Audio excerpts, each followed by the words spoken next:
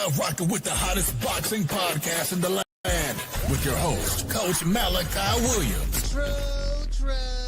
True.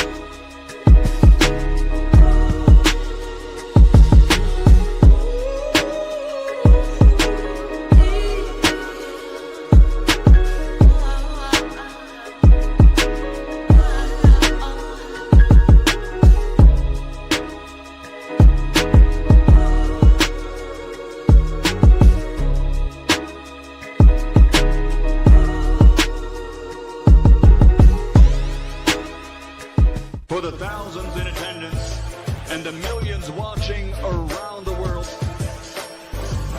ladies and gentlemen, let's get ready to rumble! Yeah. What's up, family? This is our boy, Coach Malachi in the building. We are back on Too Many Podcasts. We are back. Yeah, man, salute to everybody, man. Hope everybody having a happy. What day? The day what, Wednesday, right? Hold on. All right, there you go. You got to get back adjusting to my damn lens had went blurry. Yeah, I think the day Wednesday, right? Yeah, the day Wednesday. Man, shout out to doggone Schoolo. Schoolo, what's up? Hey, Schoolo, you know what, fam? Hey, check this out. Man, I gotta buy my son. He be doing a lot of gaming on Fortnite right now, so. He has his little laptop. He plays Fortnite on his laptop. So I'm like, man, damn, I'm gonna have to buy him a setup like I have. So I have a 49-inch Samsung monitor right here in front, right? I'm like, man, I'm gonna have to get him I'm gonna have to go get him the monitor, set the desk up, because I'm hoping what I'm hoping is this. I'm hoping if I'm like, man, if he gonna be on the game, let's start the YouTube channel. Let's start the channel, and you get what I'm saying? And all that right there, because he's 11. So I'm like, shit. Ain't no telling where it's gonna go at, So you get what I'm saying? So I gotta, I'm like, man, I gotta go buy him the monitor and all that stuff there, When I saw your name, I thought about the gaming. Hey, shout out to Tony Montana. What's going on? Hey, man, you already know. The stickiest of the icky. You want to smoke with the old boy Rick James? Boy, I ain't gonna say a lie to you, but I'm on some of that. Ooh, wee. That's, man, shit. This shit right here, now this shit right here, what it was, I had one that's the bomb already, then I have another one that's the bomb. So I just took two bombs and put them together. You get what I'm saying? And man, out of the bomb. Let me tell you something, man. That bong is a whole nother experience. And then what's that?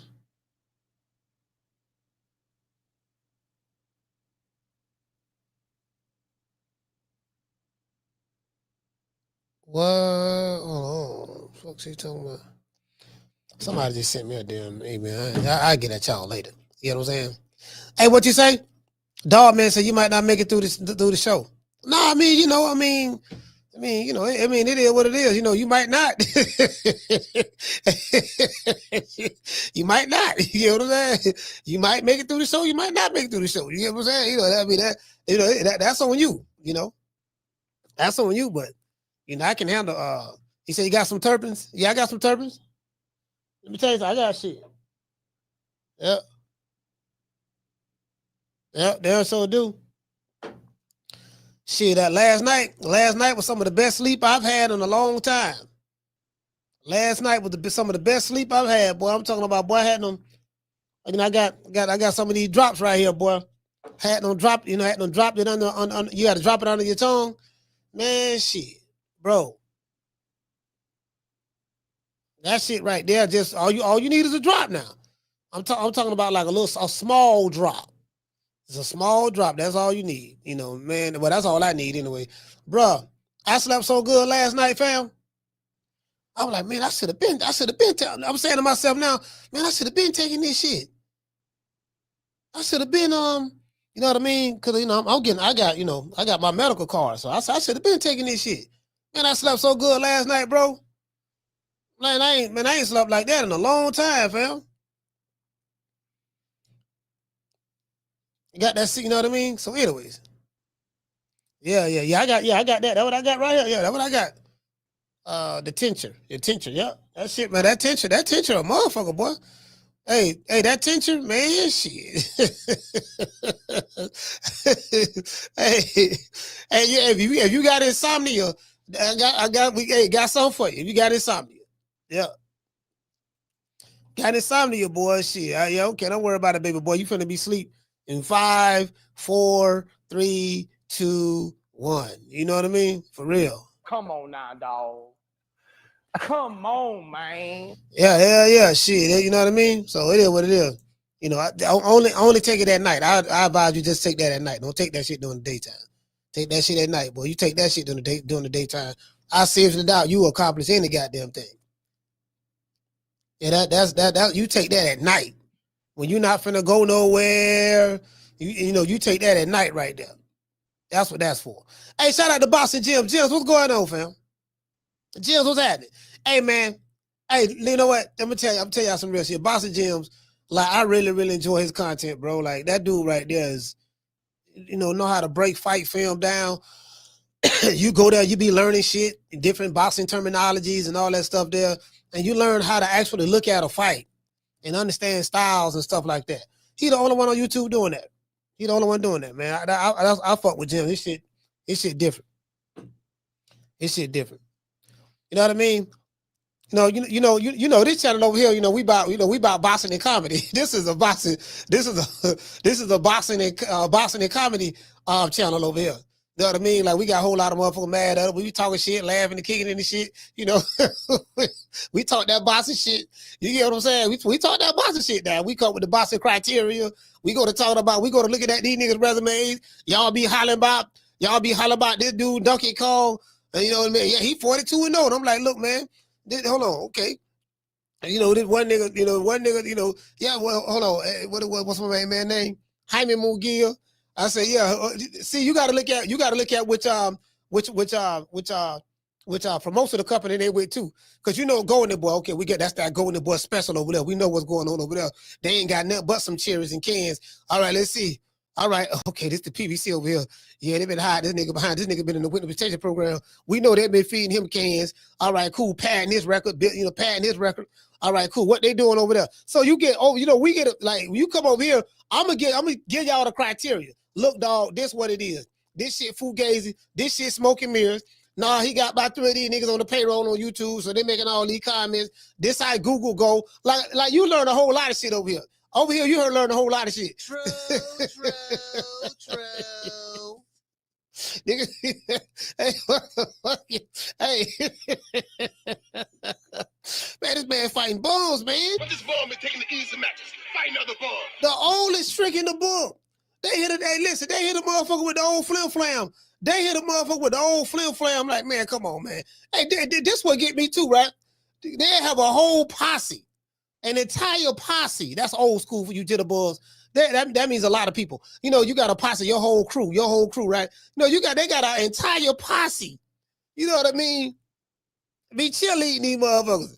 I like, man, how y'all falling for this shit? Yeah, nigga, you saw what he did. You saw what he did to Papa Smurf now. Like the man locked down Papa Smurf, fam. The man locked down. You saw what he did to Papa Smurf now. All right, now. You get what I'm saying? I'm like, fam, how y'all be falling for this shit every goddamn fight? All in the lead up to the fight. I'm like, every time. Like, these motherfuckers ain't learning nothing. And I know what it is. It's these new booties, you know what I mean, that's coming in the game. It's like, man, I'm telling you, it's the influencer boxing fans. A lot of the influencer boxing fans are online in boxing. So that shit kind of like muddied the waters. You got a lot of influencer boxing fans. Influencers like Jake Paul, he brings fans to the sport. They don't know what the hell they looking at. Like Jake Paul can be in that motherfucker with a, you know what I mean? Like they gonna cheer for him no matter what he do. He can throw a feint, and they'll be like, "Oh, look how Jake threw that feint, and look Jake did this and Jake did that." So he got a bunch of little kids. We already know who his fan base. Just a whole bunch of little goddamn kids. Cause I remember the little kid that lived next door to me. He came over here playing with my daughter and my son. Him and his brothers. It was 3 of them. They came over here. They were playing in the backyard on the patio and stuff. And he asked me about, did I know Jake Paul? And he was 12. And his eyes lit up. And I went to a Jake Paul fight. I actually went to a Jake Paul fight. He fought Mike Perry. Mike Perry is like, I think he's the bare knuckle heavyweight champion or something of that sort. I went to a Jake Paul fight. That bitch was sold out, bro.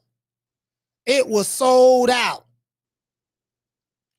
The fight was sold out, bro. It was a lot of couples there, a lot of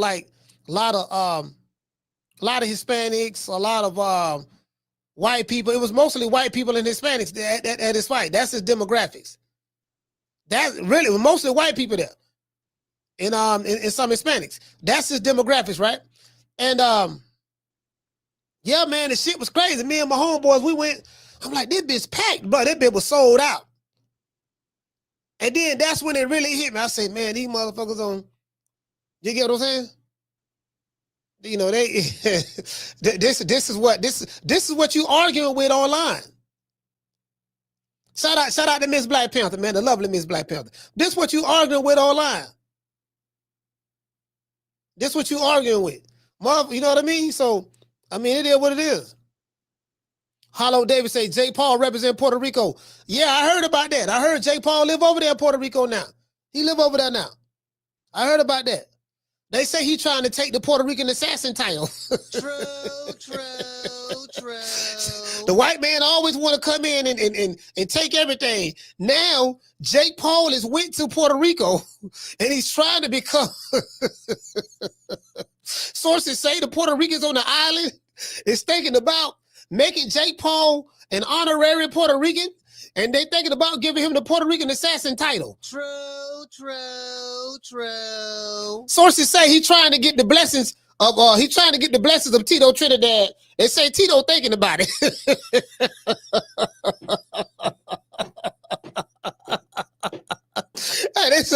They say Jake Paul over there in Puerto Rico, he trying to get the title. He trying to get the. They say, hey Jamie, where Jamie at? Hey Jamie, we trying to get the Jake the Snake, trying to get the title over there, man. That Puerto Rican is sad. He don't move over there. He staying over there. You get what I'm saying? You know what I mean? In fact, he over there with him. He over there with Mark Anthony, Daddy Yankee, all them over there. He over there. Shit, Jake the Snake over there right now. So you know, it is what it is. So we try to figure that out. I don't know what the Puerto Ricans gonna do over there on the island. I got to talk to Jamie. I need you to drop a kite to your people. Drop a kite to your people over there on the island in Puerto Rico, and let me know what they say. You get what I'm saying? Hey,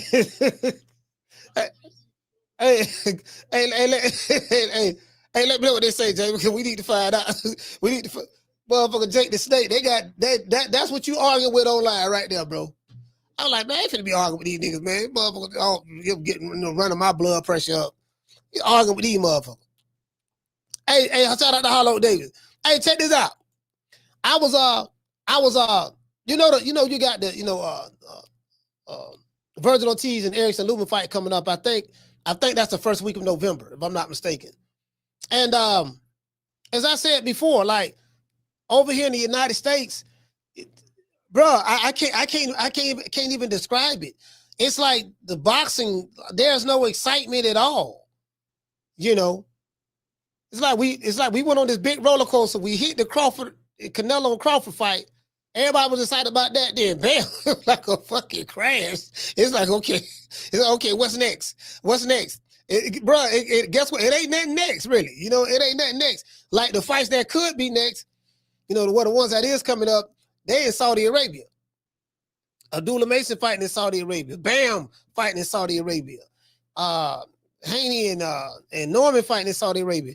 the Mexican monster, David Benavidez fighting in Saudi Arabia. You get what I'm saying? So it's like, okay, you know, what, okay, you know, like what's up?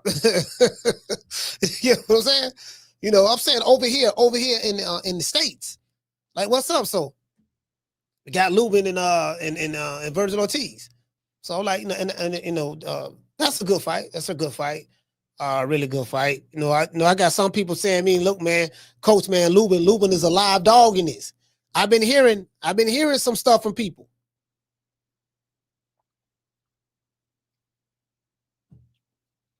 They say Lubin is a live dog in this. That's what they say. Look, man, Lubin is a live dog now. Telling you. Like, yeah.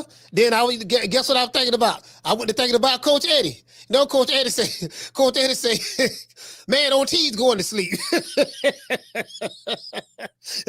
Coach Eddie. Hey, that's what Coach Eddie say now. That's what Coach Eddie say. Man, Ortiz going to sleep. Now, I got to see what's up because Vergil Ortiz now. Vergil Ortiz is interesting.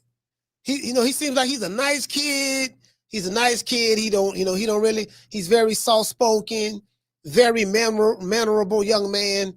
You get what I'm saying? I see killer in him. I think I see kind of killer in him, but it's kind of like he too nice. You know, he like holding back and stuff like that. You get what I'm saying? He need to become a little bit more vocal.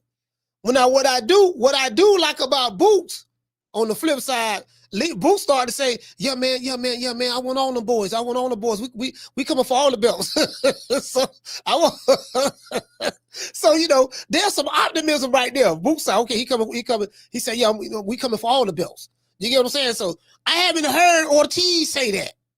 See, that's what got me kind of worried about Ortiz. He ain't saying, yeah, you know, man, I'm in 154 now. I'm finna beat all these niggas' ass. Yeah, that's right. Anybody got a belt can get it. You know, yeah, tell the Russian Backrov. Yeah, he think don't nobody want to fight him. They say he the boogeyman. I want to fight you. Then tell the other dude.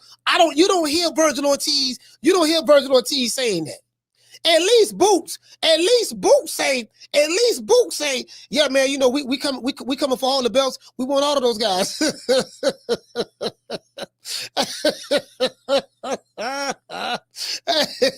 hey, that's all. At least Boots saying that.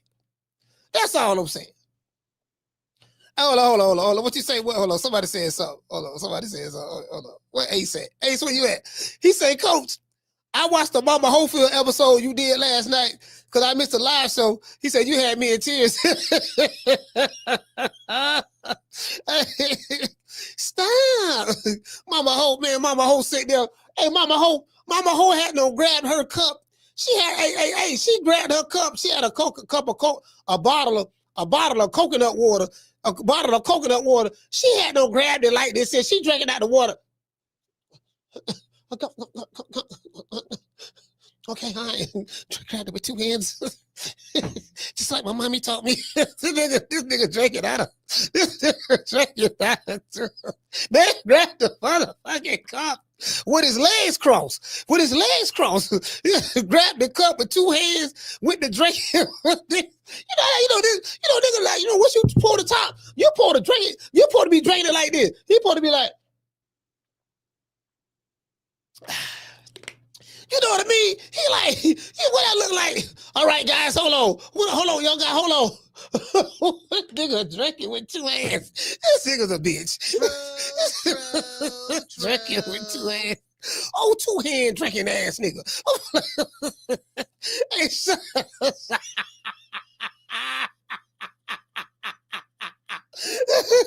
I got that 90 chick. She say like a damn toddler. She say like a toddler. She be with that bullshit, dog. She be with that bullshit. hey, bro. I was like, man, this nigga. I be trying to stall him out too. But anyway, back to Vergil Ortiz. So I'm sitting back like, man, okay, cool. You know, cause I think highly of Vergil Ortiz. I said, this is a big, strong kid, you know what I mean? And I know how Golden Boy do it. Golden Boy do it like, they ain't gonna put their fight in there, that they think a killer. You know, they're gonna make sure. Look, baby boy, we've been carefully choreographing your career at the moment. We've been doing pretty good. We got you on our Jaime Mugia diet right now. Then we gonna bump you up. We start out. We got different levels of diets that we do, right? We got the you know, we got the beginner's diet, you know, or we just, you know what I mean? We just gonna put you in there with some guaranteed victories. Don't matter what you do, it'll be impossible for you to lose. Like even if you like break your leg and fall down and get counted out to 10, you still gonna win. It's impossible for you to lose. So we got that level there. Then we got that. That so level. Well, you know, we step it up a little bit. You know, instead of fighting the bartender this time, you're gonna fight the bar back. You know, the guy who taps the kegs for the beer and stuff like that. You know, then after that, we move you up to dishwasher level. You know, you fight dishwashers. You know, bums. But this bum is taking the easy matches. Fight another bum. And then we move you up to the prospect level. Once you become a prospect, then we step it up just a little bit more for you. You get what I'm saying? So that old Golden Boy special, we know how they do it. nigga be 50 and over. Hey John, no, motherfucker be 50 and over fucking with Oscar, boy. I'm like, shit, yeah, I'm finna get this 50 and 0 right quick, baby boy. This nigga Floyd been holding it down for too long. Hollering about he 50 and 0. I'm finna go get this record right quick, baby boy. You know what I mean? I'm fighting about 5-6 times a month. Nigga don't have 5 fights in October. He got another 4 fights scheduled for November. He got another 6 fights scheduled for December. I'm like, shit, at that rate, he gonna break Floyd a record in no time. True. I can't beat you like that. I can't beat you like that, dog. You see, you know what I mean? Anyway, now, but Vergil Ortiz. So motherfucker telling me, say, man, no, man, Erickson Lubin a live dog in this. I'm like, yeah. So is Vergil Ortiz overlooking Erickson Lubin? Bozy Ennis seemed to think so. I saw a video from Bozy, and Bozy was like, you know, he feel like, man, Ortiz, man, they overlooking, because I think Bozy was saying that Vergil Ortiz has been talking, looking ahead, thinking about his next match, you know, ignoring Erickson Lubin. This is what Bozy is saying. I haven't seen it, but you know, he might be right because the Bozy seen it. He's seen it. He might be right. So he said, man, look, man, Lubin is a live dog in this one, man. You know what I mean? Like Lubin ain't no punk. Now, I will say this. Erickson Lubin ain't no punk. He fought Jamil Charlo when Charlo was in his prime. You know, he fought the praying mantis, Fundora. He fought the wrong game plan to me, but you know, he fought him. He was looking like the Elephant Man too, and he dropped him, and he dropped Fundora. He dropped him as well, you know. So, yeah, man. Listen, boy. Hey, Fundora. That boy. Hey, listen, Fundora, man. You get what I'm saying? I mean, not Fundora. Talk about Lubin. That goddamn Lubin, man. You get what I'm saying? So Lubin, shit. Lubin. Hey, listen. You got to kill Lubin. I'm telling you. Now, listen. You gonna have to, man. Shit. Yeah. Yeah, see, I got some of that. I got some of that down hitting in this here too. See, y'all don't know nothing about this here. See this is honey. See, hold on. Let me put y'all up on game right quick. You take the bud, right? You take the endo, you take the bud from the endo, the flower, and you put it in your coffee as well. Just put a bud in there. You can still smoke it afterwards if it's still not, you know, or you can digest it, however you want to do it, right? But you put the bud in the coffee. It releases chemicals, you know, like if you burn it, if you smoke it, that's one way. But when you put it in the coffee, it releases certain chemicals that you're not going to get from the smoke. You get what I'm saying? This is how the doctor explained it to me. So it releases the chemicals. You know what I'm saying? That's all. So y'all need to try that. Miss Black Panther, what's going on? But anyway, back to what I was saying. So Vergil Ortiz, so Lubin coming to fight now. Like, man, you know what I mean? Like, shit, motherfucking man. Motherfucking Lubin ain't coming to lay down. This might be, now, if Oscar De La Hoya them cherry pick Lubin, this might be a cherry pick that go wrong right here. Again, I ain't sure now. I'm not sure. You get what I'm saying? But I'm just, you did. So, anyway, we're going to see what's up. In a recent video, Bozy Ennis speaks out about how he feels about the upcoming Vergil Ortiz versus Erickson Lubin fight. Also, guys, I found a brand new video of AB about billions. Adrien Broner, he's back training. AB is back, baby. He back training. Guess what? Y'all gonna like this video. Anyways, now this is what Bozy Ennis said. Bozy Ennis said, and I quote, he said Ortiz needs to be focusing on Lubin. It seems like Ortiz is overlooking Erickson, overlooking Lubin. This is what Bozy Ennis is saying. He said Lubin is coming to fight, and he's a live dog in this fight. End quote. Now, this fight is scheduled to go down, if you guys don't know, November the 8th at the Dickies Arena in Fort Worth, Texas. I will have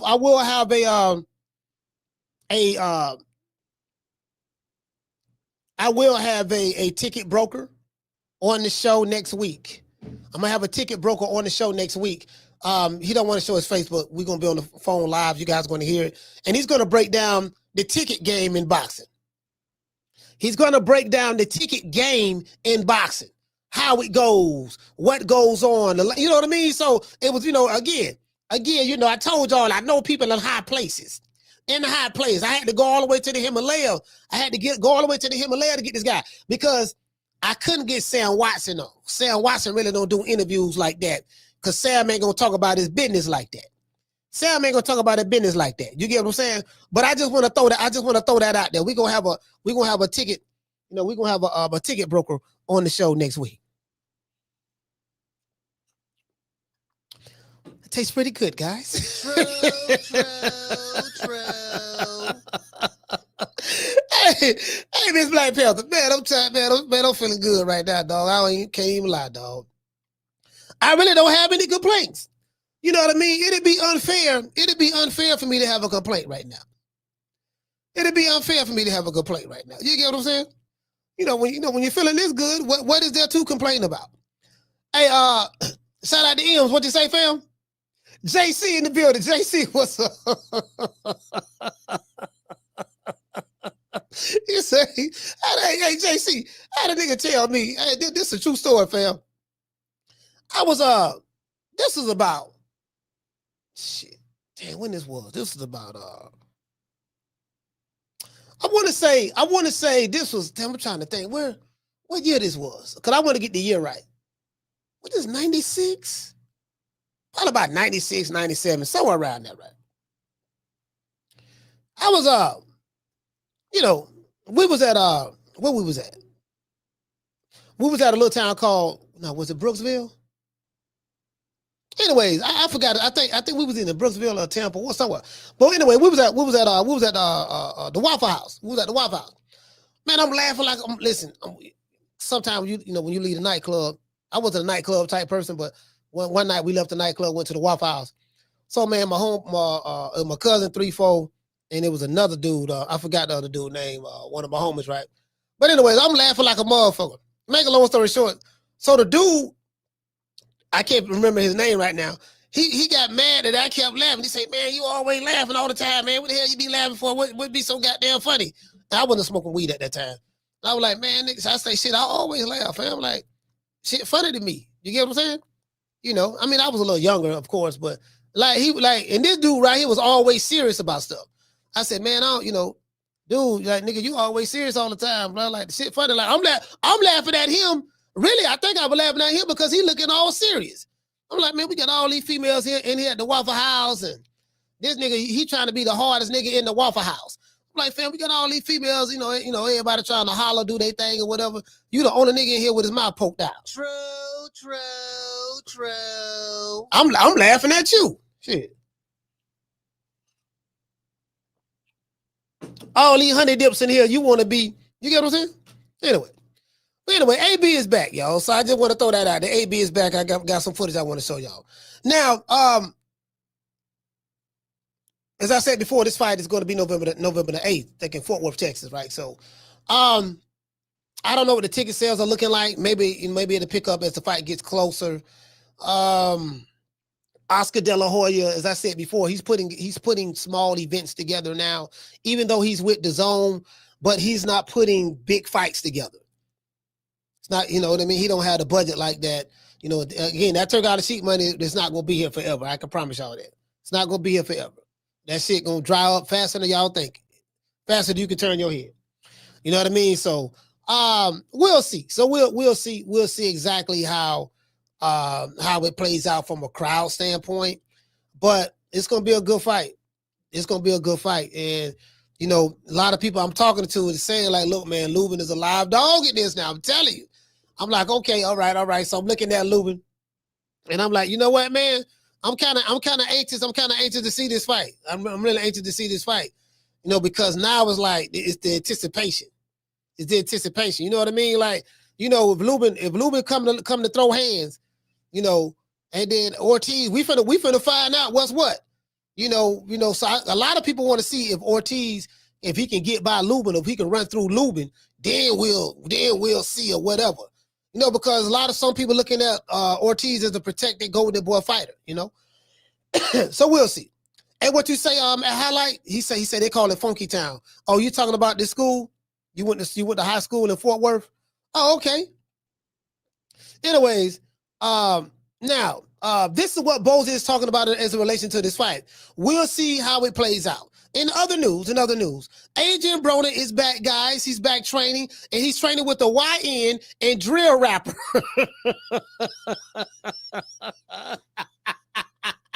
And drill rapper named Louie Laflare. Louie Laflare, you know what I mean? AB is training with the YN and a drill rapper by the name of Louie Laflare. True. I ain't making this up. I got the receipts. I have the receipts. Got the receipts. You know what I mean? Got or halves, however you want to say it. You know what I mean? However you can understand it. I have the receipts.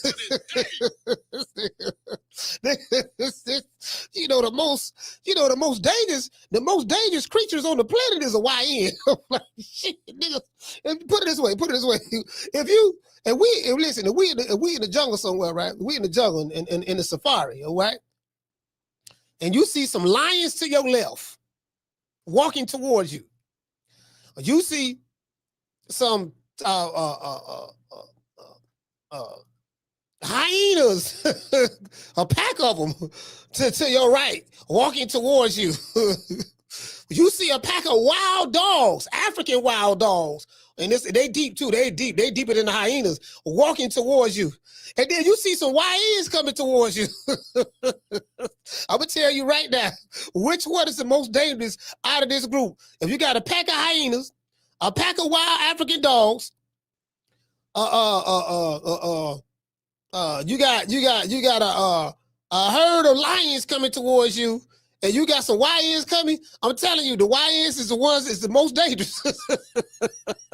You stand a chance. You stand a chance with the wild dogs and the hyenas and the lions now. You stand a chance with them. But no YNs, no sir. No sir, no sir, no sir, no sir. No sir, I'm telling you right now. I'm telling you some real shit. Tell you what God love. It is what it is. Hey, he said that's a whole lot of barking. Hey, WMS. But I be watching them animal like videos, right? So I've been watching them animal videos. So yeah, man, like I know about them African wild dogs. There's a bunch of they eat you alive, dog. When they attack their prey. At least the lion, he'll lock on your throat and suffocate you before they try to eat you up. You know, sometimes, you know, not all the time, but sometimes. Just depends on how many of it is. But the African wild, you could be running from the wild dog, fam. You could be running from them, and they could be taking bites out your ass while you're running. Hack up. Then you go to breaking down, you go to getting tired, and they just, oh my God, eating you alive, dog. I'm talking about, listen, y'all look up them African wild dogs. Telling you. But they don't even play. You know, they don't even play, boy. They be on your ass, boy. I'm trying to tell you, boy. Anyway, today's show is sponsored by Foster's Barbershop. If you are in the city of Tampa, download the app Booksy. That's BOOKSY. Look up Foster's Barbershop. Let them know that Coach Malachi sent you. You will receive a 10% discount. Foster's Barbershop is located at 1923 West Main Street, West Tampa, Florida. Once again, use the promo code. Let them know Coach Malachi, and you will receive a 10% discount. Let's give our sponsor a round of applause. Yeah. Yeah, them motherfuckers. Hey, boy, them wild dogs get on your ass, nigga. It's a wrap. Hey, you got a chance. You got a chance with anything else. You know, Lions. Yeah, you got a chance with them. You got a chance with Lions. You know what I mean? Shit. You know what I'm talking about? Hey, what you say? Albert, he say polar bears, Alaska. Yeah, you got a chance with them too.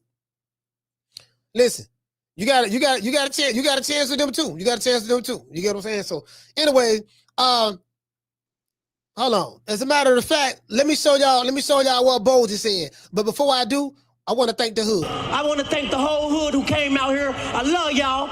I did this for the hood. Y'all know I beat that boy. All right, let's see what Bozy talking about. Let's see what Bozy talking about right here. Because you know, I haven't even broken this fight down yet, but I think Lubin is a southpaw, right? I think Lubin is a southpaw.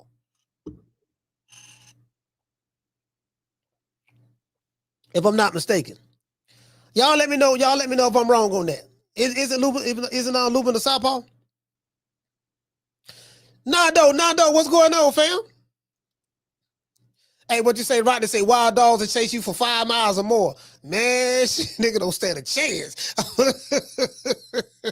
Hey, man, I'm trying to tell you, boy, like, God damn, oh, Lord. Hey, what you say, wild dogs are like piranhas on land. Facts. They worse than hyenas. Demetrius, what's going on, fam? Hey, they worse than hyenas. You think the hyenas is bad? Boy, the wild dogs, boy. Shit. That's how they get you. You know, they hunt in numbers. It's too many of them. We all, you know what I mean? It's too many of them. You ain't gonna get no one-on-one with no wild dog. It's gonna be 10 on one. No, give me. I want a fair fight. Yeah. We don't believe in that fair fight shit. We believe in getting the job done. You know what I mean? So, hey, anyway, hey, check this out. Hey, check this out. Hey, hold on. Let's go over and see what Bozy's talking about. Hold on. Here we go right here. I do not own the rights to this material. It's for educational purposes only. But remember this, man. He have to get past Lubin. They looking past Lubin. Lubin is a good fighter, man. And he's skillful, man. So they looking ahead of the game, you know what I mean? You better pay attention to Lubin, because Lubin ain't nothing to play with, man. But remember this. Now, hold on. You see what I'm saying? Like Bozy. Now, Bozy looking dead serious in this here, too. But remember this, man. He have to get past Lubin. They looking past Lubin. Lubin is a good fighter, man. And he's skillful, man. So they looking ahead of the game, you know what I mean? You better pay attention to Lubin, because Lubin ain't nothing to play with, man. But so I don't know. Now, I haven't seen any footage, you know, you know what I'm saying, in the video, you know, because, you know, of where Vergil Ortiz is saying anything, because he don't really do no interviews. So, you know, get what I'm saying? He don't really do no interviews like that. So I don't know. Yeah, man, Erickson Lubin, man, is no, I got a couple of, I'm telling you, I got a couple of my homies been hitting me up like, man, I kind of like Lubin in this fight right here, man. Like for real though. You get what I'm saying? For real. Hey, what you say on WMS? He said Lubin was always highly regarded until that little mishap with Charlo. Yeah. But you know what though? WMS, that's been a while ago. And then he had to fight the tough fights. Like he had to go in there and go to war with Doggo Fundora. He had to go in there and do that. You get what I'm saying? Listen, boxing ain't do Lubin no favors. You get what I'm saying? Because some fighters are able to avoid certain fights, duck certain fights, and then you got other fighters who don't have that privilege. They have to fight all of the tough fights. It just depends on who you are. You get what I'm saying? So you know, like boxing ain't do Erickson Lubin no favors. He had to fight the hyenas, the lions, the tigers, the bears. You get what I'm saying? He right for real, bro. I'm trying to tell you, man. Hey, what you say, JC? He said I heard lions don't eat no hyenas. Nah, they don't eat them. They don't eat them. They murk them though. They just murk them. They just murk them. They break their backs and their necks or whatever, and that's it. Yeah, they don't eat hyenas. Lion, like, you know what I mean? A lion can be starving. He ain't gonna eat no hyena. You get what I'm saying? Well, if he's starving, he'll probably, you know, have to reconsider. But you know what I mean? But you get what I'm saying, though. Yeah, they don't eat them. They don't eat them. You know what I mean? But check it out though. Check it out though. So what y'all think? What y'all think about what Bozy is saying? You think y'all think Vergil Ortiz is overlooking? Is he overlooking Lubin? Shout out to Jamie. What you say? Well, what you say? He say, JC, I know. And they grab you, you die. Man, shit. Hey.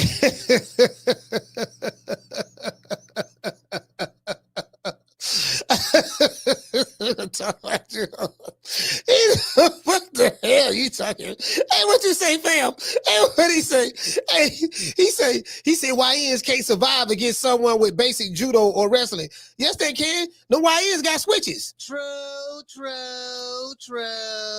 Yeah, see, the YNs got something called switches. See, they got switches for judo and wrestling. That's what the YNs got.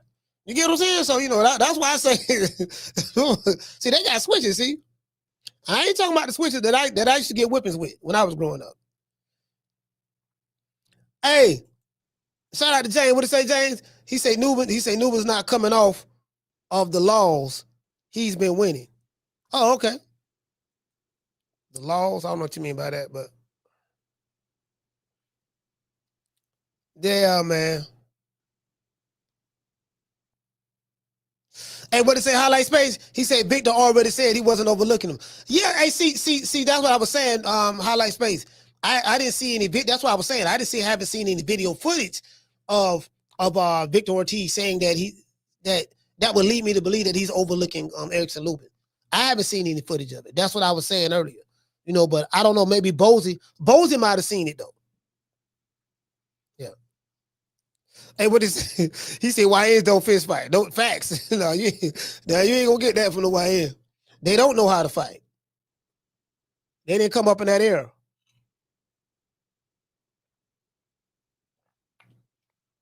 Yeah, they didn't come up in that era, man. They came up in the. Yeah, they don't know how to fight at all. They didn't come up in that era. Hey, Mason, what's up, fam? Shout out to Mason. He said, do this fight, got the IBF rehydration. No, you know what? Hey, Mason, this is Vergil Ortiz have a I think he got an interim title. He don't have a belt yet. He don't have a real belt yet. You get what I'm saying? He don't have a real belt yet, Mason, so he's fighting for the interim title. As a matter of fact, here we go right here. Check this out. Because they were supposed to fight. Hold on, because Mama Hofield's son's supposed to be on this card fighting. It's my son. Hey, look here. So here you go right here. This it right here. Erickson Lubin versus Vergil Ortiz versus Erickson Lubin. You get what I'm saying? Shit. Motherfucking man, Lubin, man. Yeah, man, motherfucker, baby, man. Hey, you know what? Nigga, Coach Eddie, listen. Y'all heard what Coach Eddie said now. You heard what Coach Eddie said. You know what I'm saying? Oh, and Coach Eddie, hey, look here, man. Nigga, oh, no, now. Oh, no. Hold on, let's go back. Let's see. Who's supposed to be on the undercard? Oh, this the undercard right here. All right, we know Schofield ain't gonna be on there, so yeah. So hold on, what we got? This the undercard. K-Town, 254. Okay, this dude here named K-Town. He fighting a dude named David Stevens. Well, they ain't got a picture of him, so I don't know who that is. Let's see.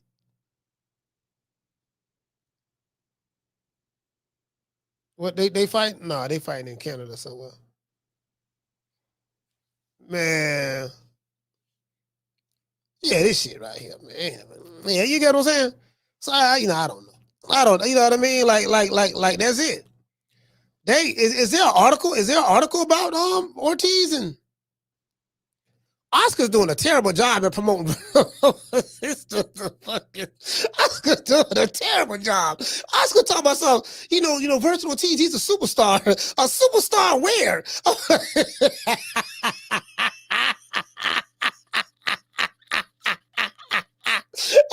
Hey. Oscar De La Hoya, every time he talk about Vergil Ortiz, and listen, every time I'm like, fail, my nigga, okay. You listen. I was with you in the beginning, but now, dog, like this is starting to sound too repetitive, man. Like you said, the man a superstar. How, bro? Like, don't nobody even know this man got a fight coming up right now, bro. How you what superstar where, fam? I am sick of hearing these bullshit Superman stories about the Wassa legendary Bruce Leroy catching bullets with his teeth. Catches bullets with his teeth? Nigga, please. See, this what I was saying. This what I was saying, right? Like Vergil Ortiz and Boots, they need each other. Now y'all got to fight, dog. Like, come on, fam. Like, y'all got to fight. Nigga, Sugar Ray fought Riffle Benitez. Goddamn it, when he was a jitterbug, he was in his early 20s. Goddamn it, then he fought Tommy the Hitman Hers, and he was in his early 20s. Like, man, y'all got to fight, dog. Y'all need each other. Because I'm hearing all these bullshit Superman stories. One dude hollering about everybody scared, they don't want to fight him. Another dude hollering about everybody scared, they don't want to fight him. And another dude hollering about everybody scared, they don't want to fight him. There's three fighters who everybody say they scared to fight. I'm hearing people scared to fight Vergil Ortiz. I'm hearing people scared to fight Boots. I'm hearing people scared to fight Bakram. All three of these niggas in the same weight division. True. All three of them in the same weight division. Okay, if all three of y'all in the same weight division and you holler about you want to fight everybody, but everybody avoiding you, are y'all avoiding each other? Are the boogeymen avoiding each other? That's the question I have, fam. If you a boogeyman, he a boogeyman, and he's a boogeyman, why don't the boogeymen come together? That's the $1 million question. Nobody got an answer to. That's it. That shit sound too much like right. You know what? That kind of makes sense what you just said there. You know what? Put him over there to the side. Don't let this nigga ask no more questions. He asking these serious questions right here. Put him over there. Do not let this nigga come in and ask no more questions. True. Yeah. True. Cause that's what I'm gonna say. I'm gonna be like, hey, look, man, you telling me, listen, you telling me every time, you telling me all these niggas boogeyman. So all I'm saying is, if Boots a boogeyman, Bakram a boogeyman, Vergil Ortiz a boogeyman, why don't they get together and boogie? Because we need some clarity. You get what I'm saying? Anyways, but I like Vergil Ortiz. I like Vergil, man. He's a nice kid. I like the way he fight. Now I did thought he lost the Bullchuck fight. I thought he lost that fight. He got a favor in that fight. He got a favor in that fight right there. We know what that was all about. He really lost that fight, but I like the way Vergil Ortiz fights. I do. He has a fan-friendly style. Kind of loads up on his shot sometime. If you can get a beat on him with timing and stuff, you can kind of give him some problems. He does have a little problem with timing. Fighters who have like Bullchuck was really, really good with his timing in that fight, even coming off a layoff. So, but I like Verge,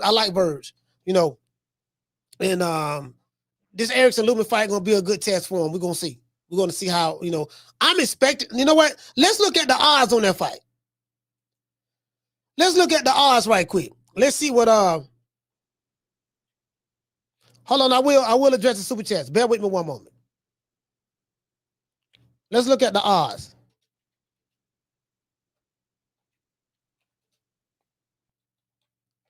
Let's look at the odds. Okay.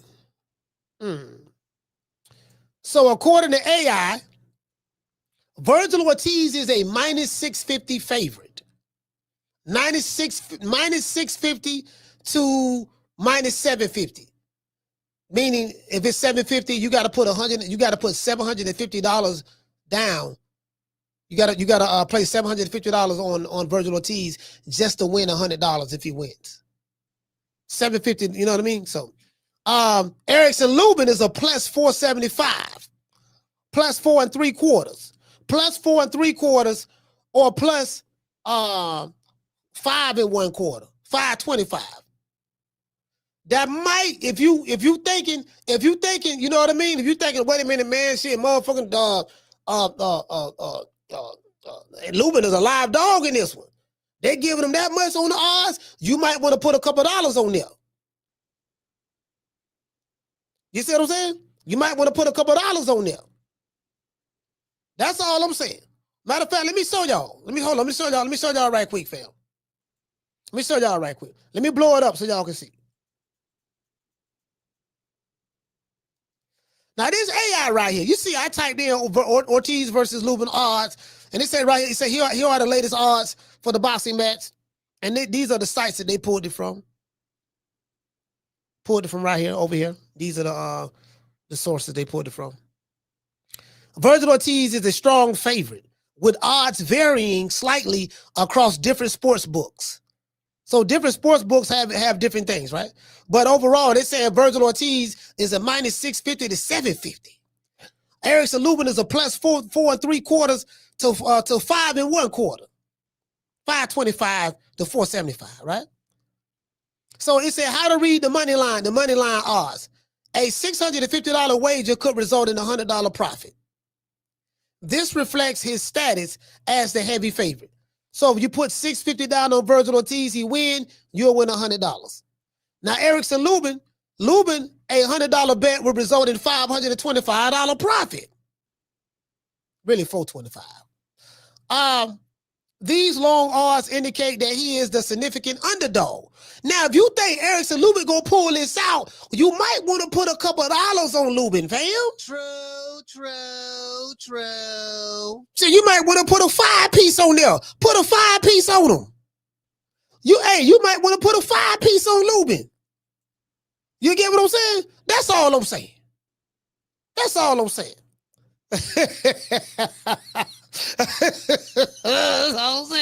Hold on, let's get to the cash out.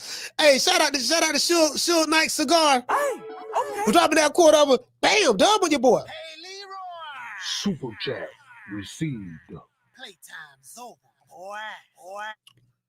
Suge Knight Cigar he said, Coach, do you think that you can negotiate me a boots fight? My job is cutting back on overtime, and my baby mama is giving me the side eye.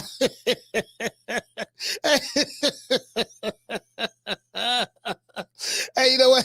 Hey, you'll be right up his alley too, because I don't know where you're working at. So your job cutting back to overtime, huh? This might be he might be a good candidate. You did good. You did good, dog. Did good. You did good. I'm gonna see what I can do for you. Hey, shout out to Florida boy. Hey, okay. Dropping that quarter over. Bam, dub with your boy. Hey, Leroy. Super chat received. Playtime's over. Orlando, what to say, fam? He said, Orlando checking in, bro. He said, Vergil is supposed to be a superstar. Ain't proving a damn thing.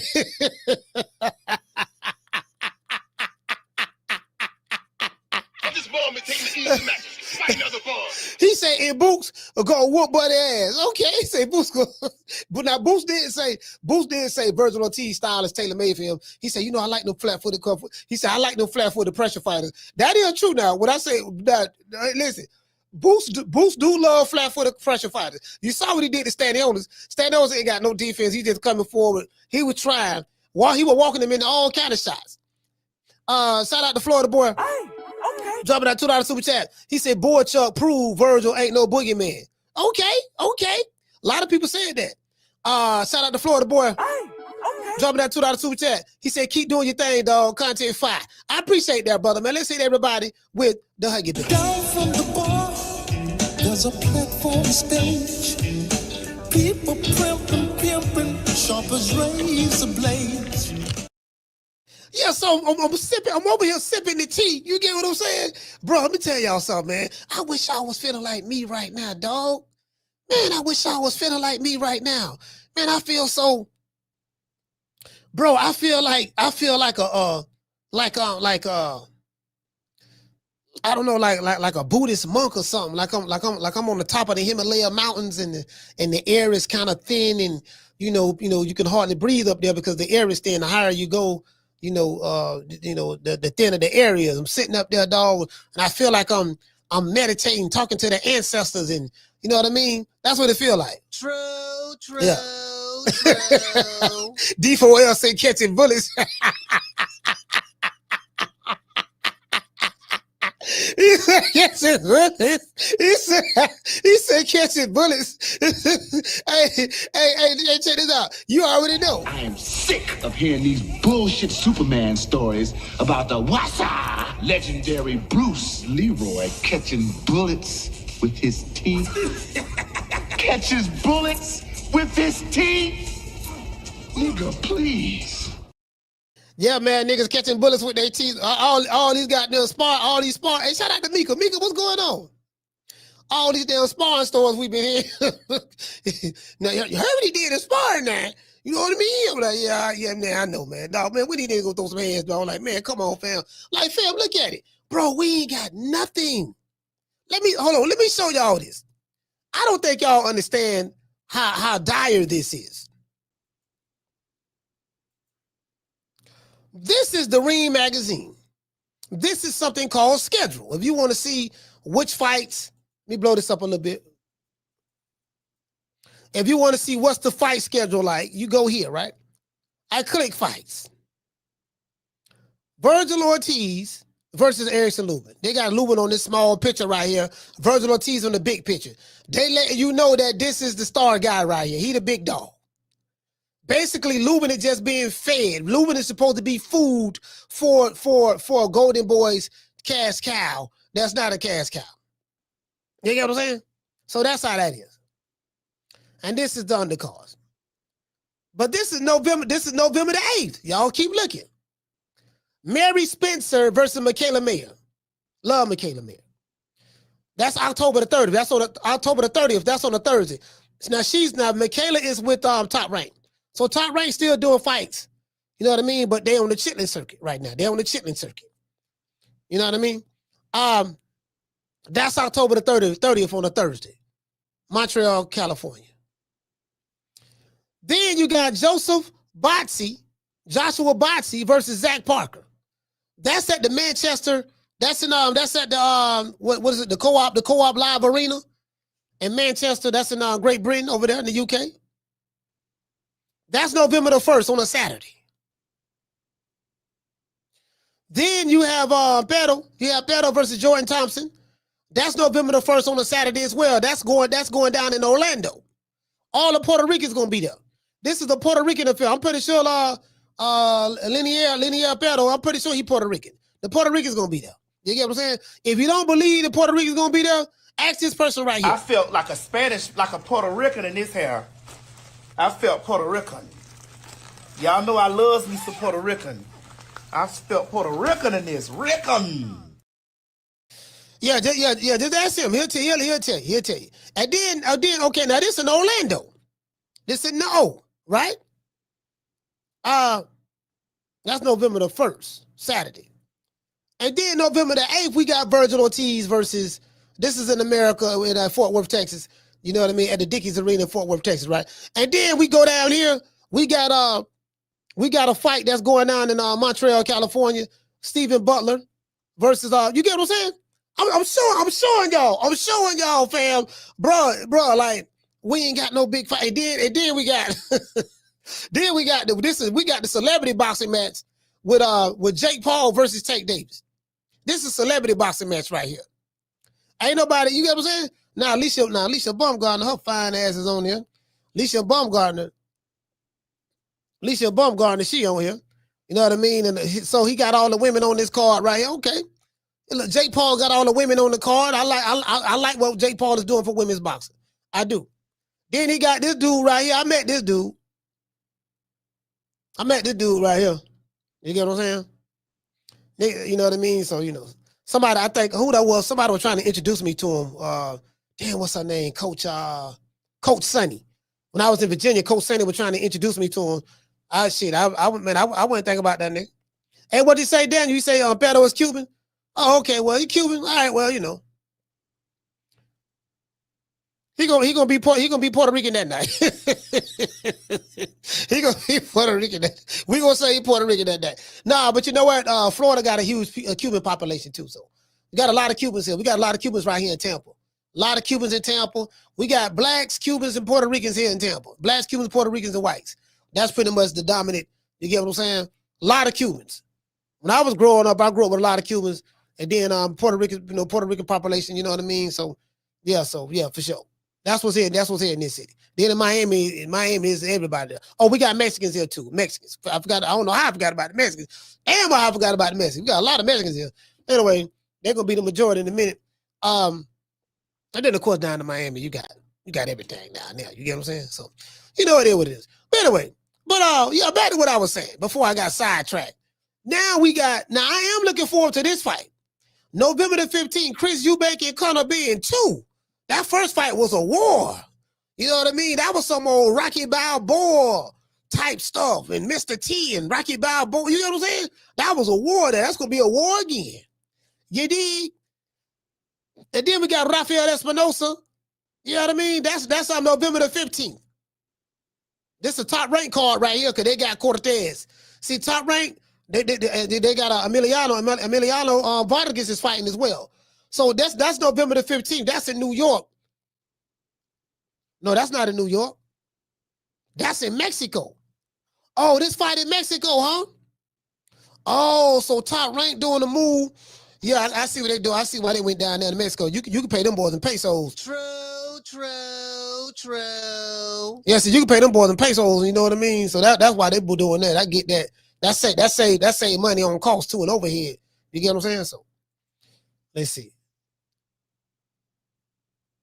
What is this? He say, oh, this in Great Britain. I don't know what the hell. What is this? What is this? This is a point to prove. Oh, Eubank versus Wagner. Okay. All right. Then November the 22nd. See, this whole card is in the UK. No, not the UK. This whole card is in Saudi Arabia. We got the Mexican Monsters versus Yard. You know what? Hey, check this out. I'm hearing Yard a live dog in this one. I'm hearing Yard is a live dog. It's 2 live dogs I'm hearing about. I'm hearing about Anthony Yard, and I'm hearing about Erickson Lubin. 2 live dogs I'm hearing about. You get what I'm saying? And then hold on, that's all I'm saying. And then check it out. Abdullah Mason and Sam Noakes. That's gonna be a hell of a fight right there, boy. Well, this is gonna let us know. And then my main man Bam Bam. This gonna be a hell of a fight too, because he's fighting a puncher. I ain't listen, bro. I'm just have to lose my money with Bam. I don't give a damn who Bam fight. I'm just have to lose my money with him. I'm riding with Bam till the wheels fall off. Anyways. All right, then we got Vito Melanecki. Vito Melanecki. Okay, they got Big Vito, the Italian stallion. And then we got Brian Norman versus Devin Haney. You see what I'm saying? Brian, walk. Down South Georgia. Somebody get knocked out. That's all I'm saying. This shit ain't going 12. Boy, I'm tired of boy. But anyway, this is the schedule. This is the schedule, fam. This what it is. So we ain't got nothing in America, man. Popping, man. It ain't that popping, dog. Like, man, shit, man, bro. We ain't got no big fights, fam. Nigga, bro, like, we shooting better than the broke dick dog right now, fam. That's why, you know what I mean? You see, God damn, bro. I'm saying something that's gonna put the twistity out there, something that's gonna make people go to like, you get what I'm saying? Hold on. Yeah, we ain't got no. You know what I'm talking about? Anyways, man, hold on. Let me show y'all this here. Now, I told y'all I got a video of my dog AB. AB is back. AB is back training. I love his dedication. Now, I want y'all to notice he's training with a YN now. He's training with a YN. His name is what his name is? His name is Louie Laflare600. Louie Laflare600. You know what I mean? He's a YN, he's a drill rapper, but I want y'all to look past that. I want y'all to look past that. And let me show y'all what AB doing. All right, here we go. Here go my dog, AB. AB training. I like this. Here go AB. I like that though. Hey, 50 push-ups. Let's go. Now they in the strip club. They in the strip club now. AB is betting this man 50 push-ups. Let's go. Come on. Let's go. Let's go. Record it.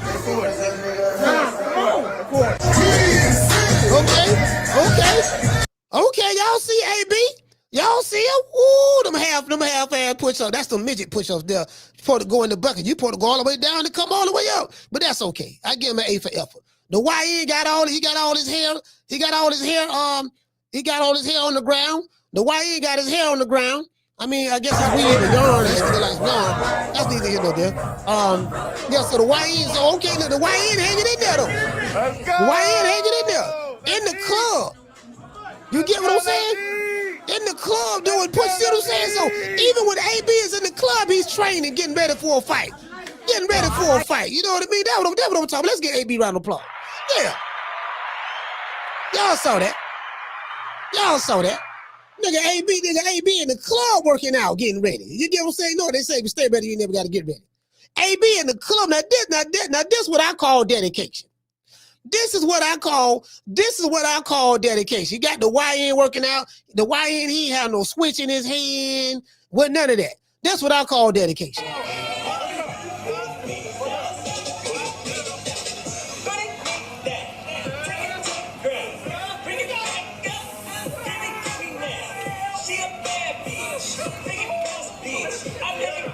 Turn around.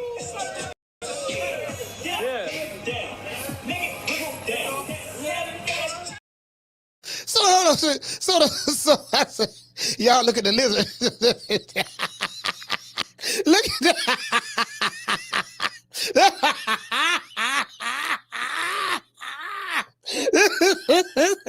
Y'all see this?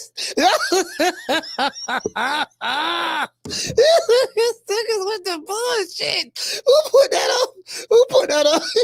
So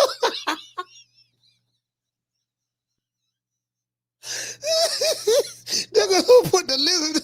Y'all saw the lizard, man. Hey, that's how they were doing them too, though. Hey, Miss Cottage, that's exactly how they were doing them push-ups, just like that lizard on it. I said, man, I ain't trying to criticize, but I'm like, look, dog, my nigga, y'all, this some half-ass push-ups right there, shit, nigga. I could do 100 of them straight, non-stop, shit. You get what I'm saying? Shit, I could do 100 of them right there straight, shit, goddamn. You know what I mean? Hey, Miss Black Panther, what's going on? The man, AB in the strip club. Check this out. So I said, man, AB, man, God, AB, what, 36 years old? I said, man, I know this man ain't. So y'all know me. I be, I thought the jitterbug was somebody famous. I said, okay, shit, AB must. Who did you? All these little niggas look alike.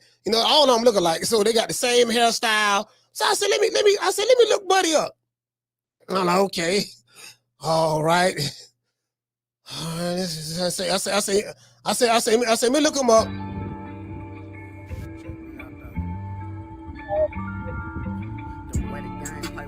The only reason I ain't about to switch it cause the feds hot. Came home like shit trying these niggas ain't no man. Okay, he talking about switches. While I ain't got your man drop. Most one in my clean hot. Body count with your man. Oh, he talking about the body count. Okay, so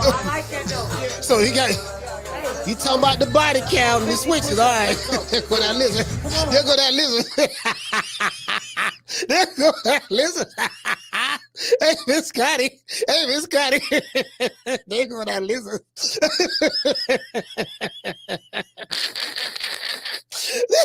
What's the bullshit? These niggas is crazy. Let's see. All right, look like he got his hair up. Nigga got his this nigga got yarn in his head. I'll be there anyway. All right, okay. Look like he got that yeah, all right, well. Man, yeah, man. This one, I can't do it. Yeah, ABC. See that right there. AB too old for this. Now you in the club with a YN. Nigga look like he a drill rapper. He talking about bodies and switches. I heard the man's song. The man talking about bodies and switches off the ripple. You get what I'm saying? Hold on. Sorry about that, y'all. Hold on. Let me drop the phone line. Sorry about that. I thought I had the phone on. Y'all ain't taking. You want to talk some shit? Call me. Start some shit, bitch. Sup, fool? You gonna talk shit about me, homie? Where you from? Hundreds of niggas is waiting for your motherfucking call, and they all talking shit about you right now. Call the coach at 530-494-9636. We waiting on your bitch ass. Look, listen. The man talking about what he talking about? Switches. Talking about switches and bodies. As soon as I heard that, I'm like, okay. Yeah, you know what I mean? Yeah, no, I'm good, baby boy. Yeah, you talking about switches and bodies. He probably gonna be murking by next week sometime. So anyway, I'm like, what AB? Now he is in the club. Now I will say this, he is in the club working out. I like the dedication myself. I said, well, at least he could have been in there doing anything, but he was in there doing push-ups. What the fuck? Nigga, who doing push-ups in the club, fam? I'm just saying. Nigga, we're gonna drop and give me 50 ass nigga. Like, who doing push-ups in the club, fam? It's bad enough you in the club. That's bad enough. But then you doing push-ups in the club with a YN? Like, ain't you supposed to be in the gym somewhere? Ain't you supposed to be, listen, ain't you supposed to be at the gym somewhere? Now, I do appreciate the fact that, you know, the YN can do 50 push-ups. Okay, he can do 50 push-ups. Okay, cool. But I'm going to tell you something right now. If he get into a fight, he going to lose. You know how he going to lose? Because they going to grab his hair. If he get into a fight, if that jitter boy get into a fight, we know he going to go get his switch. If he get into a fight, he going to lose. He got too much hair. He got too much hair. He got too much hair. That's the first thing nigga finna grab your weave, dog. Nigga finna grab your weave, all that yarn you got in your hair. They finna grab it and wrap your hair up. And you get what I'm saying? So I just want to let you know. Carter, what's your name? You calling from? Jamie from New York. Jamie, talk to me. Hey man, what's AB training for, coach? What is he doing, man? You know, he's only going. You know, man, he's wasting his time, bro. He's gonna get knocked out in this next fight or lose a few teeth in the process. I don't know what he's doing, man, but he's done, bro. We don't need you. We don't want to see him too, bro. As a fan, I don't want to see that guy, man. But hey, coach, another thing. Thank you for putting him up on. Hey, game, I can barely, Jamie. I could barely hear you, fam. Oh, really? For real? Oh man, how about now? Yeah, I don't know. Better, coach? Yeah, you sound a little bit better. Go ahead. I hope so. All right. I'm in my office. I don't know. But, coach, man, that tea, bro, I'm going to try it, man. I'm going to try that and see what's up. Yeah, the doctor. No, you not now. Hold on now. You got to have some good stuff. I got medical grade. Oh, so, really? Okay. Yeah, okay, I got the medical. I got the medical grade. So you put that in there, and it's going. You know what I mean? Like, see, this is the thing. You put you boil the water, and you put a green tea bag in there. You put you put some honey in it. Stir it up with the honey. You know what I mean? And then you take the bud and you put the bud in there as well. And the heat, gonna mix with the bud, and it's gonna release all of the purities and the aroma and all the stuff that you need to naturally. You got something in your body called, what is it called? The cannabinoid or something like that. The cannabinoid is something in your body. It makes you feel good. It's over the pleasure systems and stuff in the body. It releases those kind of chemicals, something of that sort, right? I'm trying to explain it the way my doctor explained it to me. So. But you got to, you can't have no Reggie though. Can't have no Reggie. I got you. All right. But you definitely caught my attention. I drink tea every day at 10 in the morning, so I'm gonna try that. But anyway, coach, nobody's looking past Lubin, bro. For me, that's just Bozy Ennis just capping for Lubin, and hoping Lubin wins the fight, so they can have another excuse not to fight Ortiz. Scared to take an L. Bro, they hoping they can duck some more. That's what it is, bro. He said he hoping Boots be the one. No, he hoping Lubin be the one to beat him, so Boots ain't got to fight him. Exactly.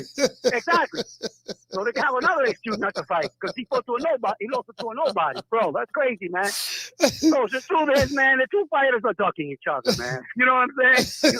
You another thing, Oscar and his team are also scared for the fighter, man. Yeah. Taking an L, bro. So, taking an L, I tell people, man, that doesn't define your career, bro. You know, look, Coach, Bernard Hopkins and Manny Pacquiao lost fights in their early in their career. Yeah. You know what I mean? And they still became legends in this game. You know, Booth and Ortiz are milking it. That's how I see it. You know. Yeah. And I also blame the promoters because they're allowing this bullshit, bro. You know what I mean? They're down with the master plan. You know, so if the fighters want to be popular, you know what I mean? All they gotta do, man, stop wasting time and get in the fucking ring. Respect from New York, Coach. All right. Yeah, man. Shit, that's all. You know what I mean? Hey, what you say? Somebody, M. Cole, he said the cannabinoid receptors in the body. Fact, that's what it is. Hey, M. Cole, that's what it is. The cannabinoid receptors. See, you ain't gonna learn that shit on the street. See, they don't know nothing about that on the street. See, that's what I'm saying. That's why I told y'all. That's why I told y'all. I say, look, the only shit I don't smoke.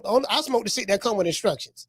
The shit I smoke come with instructions. On the street, they don't tell you about the cannabinoid receptors. You know what I mean? You go to your weed man right now. Yeah, look here, doc. I got something for you right here. Now, this is called shang-lang. What this is this here fires up and charges up your cannabinoid receptors, you know what I mean, in your brain, see, and then that's over, that's over all of your pleasure senses in the body and makes you feel good. It controls your moves and all that there, right? Like the weed man ain't gonna tell you that. Cause he don't know. He don't know. He ain't gonna tell you that. So I'm like, man, you know what I mean? I gotta go get some of that. I gotta go get some of this real shit. This shit that come with instructions. Once you start smoking that shit that come with instructions, you ain't smoking no street weed no more. You might can get some street weed, but you're gonna have to mix it. You're gonna have to mix it with the real shit. Hey, cold as I say, there's really no effect of putting weed in your tea, but okay. That's what you said. Hey, shit. Hey, speak for yourself. He said there's really no effect. He said, but okay. Yeah, speak for yourself. I'm feeling it. I'm feeling it over here. I don't know. You know, again, like that's why I say you gotta have that gas. If you ain't got no gas, you probably ain't gonna feel that. So you get what I'm saying? I can tell you, like you speak for yourself. shit, feeling all right to me. Hey, what'd you say? He said they don't know about that. No. hey, what'd you say? Hello. He said I don't want street weed residue on my grinder. Hey, man. I'm telling I'm kind of like a professional at this shit at right now. But I've been burning for like 4 years now. Yeah, this is my 4th year. Yeah, I'm kind of like a professional at this point. Like for real though. You get what I'm saying? So this dude say he a weedologist. Okay. See, I don't smoke weed. I don't smoke weed. I smoke cannabis.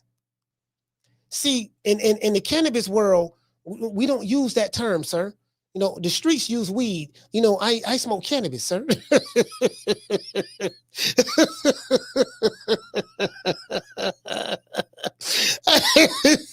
he said he a weedologist. I believe you. You know what I mean? I'm a cannabisologist. You get what I'm saying? So, hey, shout out to Chris. He said I started in 2017 when I blew my Achilles. I couldn't take those pain pills. Nah, them pills ain't worth shit. Them pills ain't worth shit. Yeah, them pills ain't worth shit. Them pills had your ass feeling like a damn zombie, bro. I had took some pills one time. And you get what I'm saying? he said you gonna have niggas putting Reggie in cup of noodle soup scopes. No, ain't cold as ice. No. See, we can't. We put no Reggie in no soup now.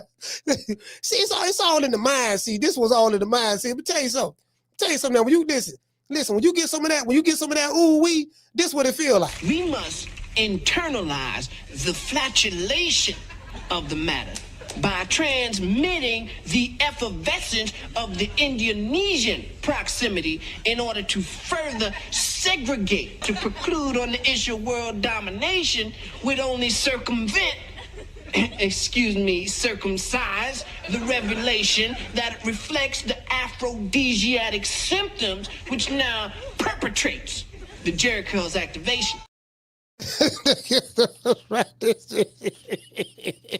Nigga, right? We must eternalize the fluctuation of the matter, my brother, in order to transmit the effervescence of the Indonesian proximity. You know what I mean? For Yosemite Sam and Bugs Bunny. You know what I mean? Elmer Fudd told what's the name is? Leghorn Foghorn, you know, about the Teletubbies. I'm like, man, shit. You be sitting, hey, you be sitting around that bitch on Stuck. Hey, you know what? I was on Stuck one time, right? I'm in LA. This is a true story. I'm in LA, right? I'm at Freeway Ricky Ross got a dispensary. He got a marijuana dispensary out there in LA, right? And man, I'm inside the dispensary. I'm on Stuck. I ain't realize it though. I'm sitting down and I'm just staring. You know what I mean? And I don't know what I was thinking about. So Rick come around. He said, "Coach, you all right?" I said, "Yeah, I'm good. What's up?" He said, "Man, you was on Stuck, man. I was looking at you for like 5 minutes. You was on Stuck." He said, hey, JC, he said, "You was on Stuck for like 5 minutes." I was like, "For real?" I didn't notice it. Nigga, I didn't even notice. I was like, hey, what you say? Miss Black Panther, she said, "Hey, coach, now is a good time for you to play Nigga Please." Nigga, please. Hey, man, shit. Man, bruh. Man. Anyway, listen, again, Jamie say he feel like that they just hoping. You know, they looking at not Vergil Ortiz, but Erickson Lubin as they just hoping that he be the one to beat Vergil Ortiz. So they trying to keep boots from him and all that stuff there. I don't know. I'm looking at it like this here. You know, Lubin is a live dog in this fight. And then, like as I said before, on the Benavidez end of it, I think Anthony Yard is a live dog as well. So and, it might be something worth looking at. It might be something worth looking at. It depends on, again, like me, I try to find out information about what's going on in the training camps. That's what helped me make my picks too. You know what I mean? I need to know what's going on. Like the people in the mafia and stuff, they know. The people who be doing illegal gambling and all that stuff, they're like Vegas. All that whole Vegas shit illegal to me, but it is what it is. But you get what I'm saying? So that they have inside information that the average fan don't have. They have inside information that me and you, the average person in the chat, don't have. J-Rock, what's going on, fam? Schoolo in this bitch. Who else we got? J-Rock. Hey, yo, Mo, check this out, Mo. Hey, listen, check this out. Now, I like the way them DC niggas talk. DC, listen. The DC cats, I like the way the DC cats talk. I like the way them dudes from the town talk.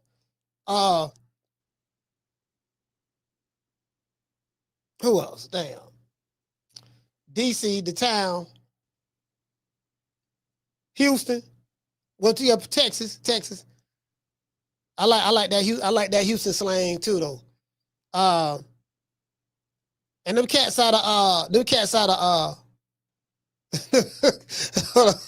hold on. It's so funny talking to that nigga. Them cats out of I want to say Memphis. Yeah, I want to say Memphis. Yeah, I want to say Memphis. Oh yeah, somebody said the New Orleans. Yeah. I forgot all about New Orleans. Yeah, hey D4L. Hey, good looking out, fam. New Orleans. Hey, what did it say, Miss Black Panther? She said, "You know what's good weed when you get stuck." Man, hey, Miss Black Panther, I was stuck for like 5 minutes, but I didn't realize I was stuck. Rich told me, he said, "Man, I was looking at you for 5 minutes, man. Man, you was on Stuck." I was like, for real? Because I had no snapped out of it. It get like that sometimes. Hey, what you say? J-Rock say, "I went to school up north and they swore I was country as hell." Hey, J-Rock, where did you go to school at up north? You talking about in New York?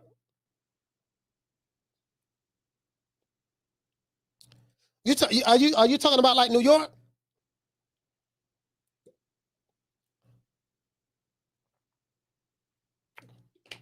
Yeah, man. Hey, what you talking about that, man? What y'all think about doggone Lubin though? Like, what y'all think about Lubin? Let me see. How old is Lubin?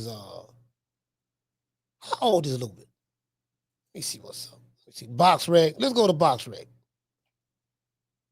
I want to see how old is Lubin.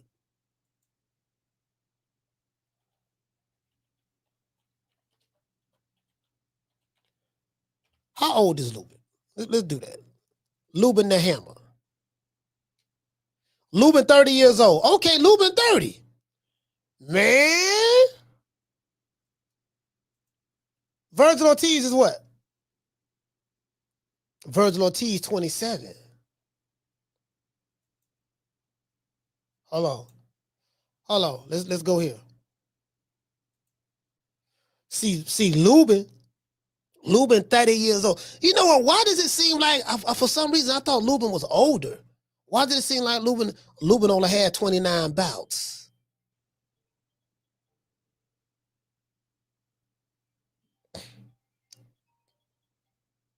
Lubin got a 74.5-inch arm reach. You get what I'm saying? Carla, hold on one second. Lubin got a 74.5-inch arm reach. Vergil Ortiz got a 70-inch arm reach. What? So Vergil was born in Dallas, Texas. Okay. Vergil got a 70-inch arm reach, and Lubin got a 74.5-inch arm reach. That's some valuable information right there. Carla, what's your name? Where you calling from? Hey, what's up, Coach? This Coach Eddie from ATL. Man, Coach Eddie, talk to me. What's going on, man? Hey, I'm like what Bozy's saying, man. Bro, they overlooking Lubin, man. I'm telling you, man. I think Lubin gonna beat this guy. You know, Lubin, everybody be, thinking Lubin sweet. Lubin like, okay, everybody think I'm sweet. He doing the interviews to my man, I'm finna spoil all these boots playing. I don't know, everybody overlooking me like I'm a nobody, like I'm a gatekeeper or something. Yeah. I say, man, my opinion, Lubin is a better boxer than Vergil. Vergil, he just violent, man. He throw a lot of punches, he in shape, come forward. But Lubin gonna run him in the shots all night long, man. I think he gonna stop Vergil, man, to be honest, man. I've been wrong a bunch of times, I've been making these bro man picks, it is what it is. Mm-hmm. I just think, sometimes that's the worst thing you can do to a fighter, man, is really write him off. You act like this man 40 years old, this man 29 years old. Yeah. He trying to rebirth his career. He only lost to really top guys, you really want to look at it. Jamel Charlo and Fondora, yeah. But I just think, Ortiz, he tailor-made, man, for Lubin, man. And I'm going to tell you another thing, too. A lot of people don't know. This is a sparring story now. But Erickson Lubin, he dropped the Puerto Rican assassin. Edgar Balaga, yeah. I saw that, yeah. Yeah. He dropped the Puerto Rican assassin. So I saw that, yeah. Lubin could punch, man. He could punch. And Vergil, he be so reckless, man. If you really look at Vergil, after every fight, he look like he been in a car accident. Yeah. It don't matter who he fight, man. He could be fighting a ham sandwich. He gonna need some stitches. And he been in a lot of tough fights, man. So I like Kevin Cunningham. I think Kevin Cunningham. Yeah, I like Kevin Cunningham. He's a good trainer. Man. He's a great trainer. Yeah.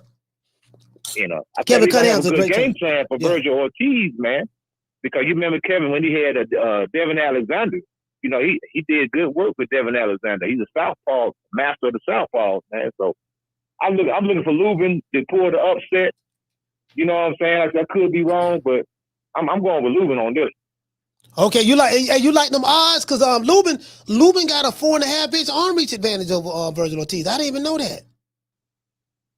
Yeah, it's worth it. You got an extra, $100, $200, you can just want to throw away. Yeah. You want to take a chance on Lubin. That's pretty good odds, man. It ain't like he's fighting no goddamn no ham sandwich. You know what I'm saying? He's fighting a guy that got some skill. You know what I'm saying? It could possibly be an upset because another thing, I just don't think too highly of Vergil. I'm just gonna keep it 100. That's where this is coming from.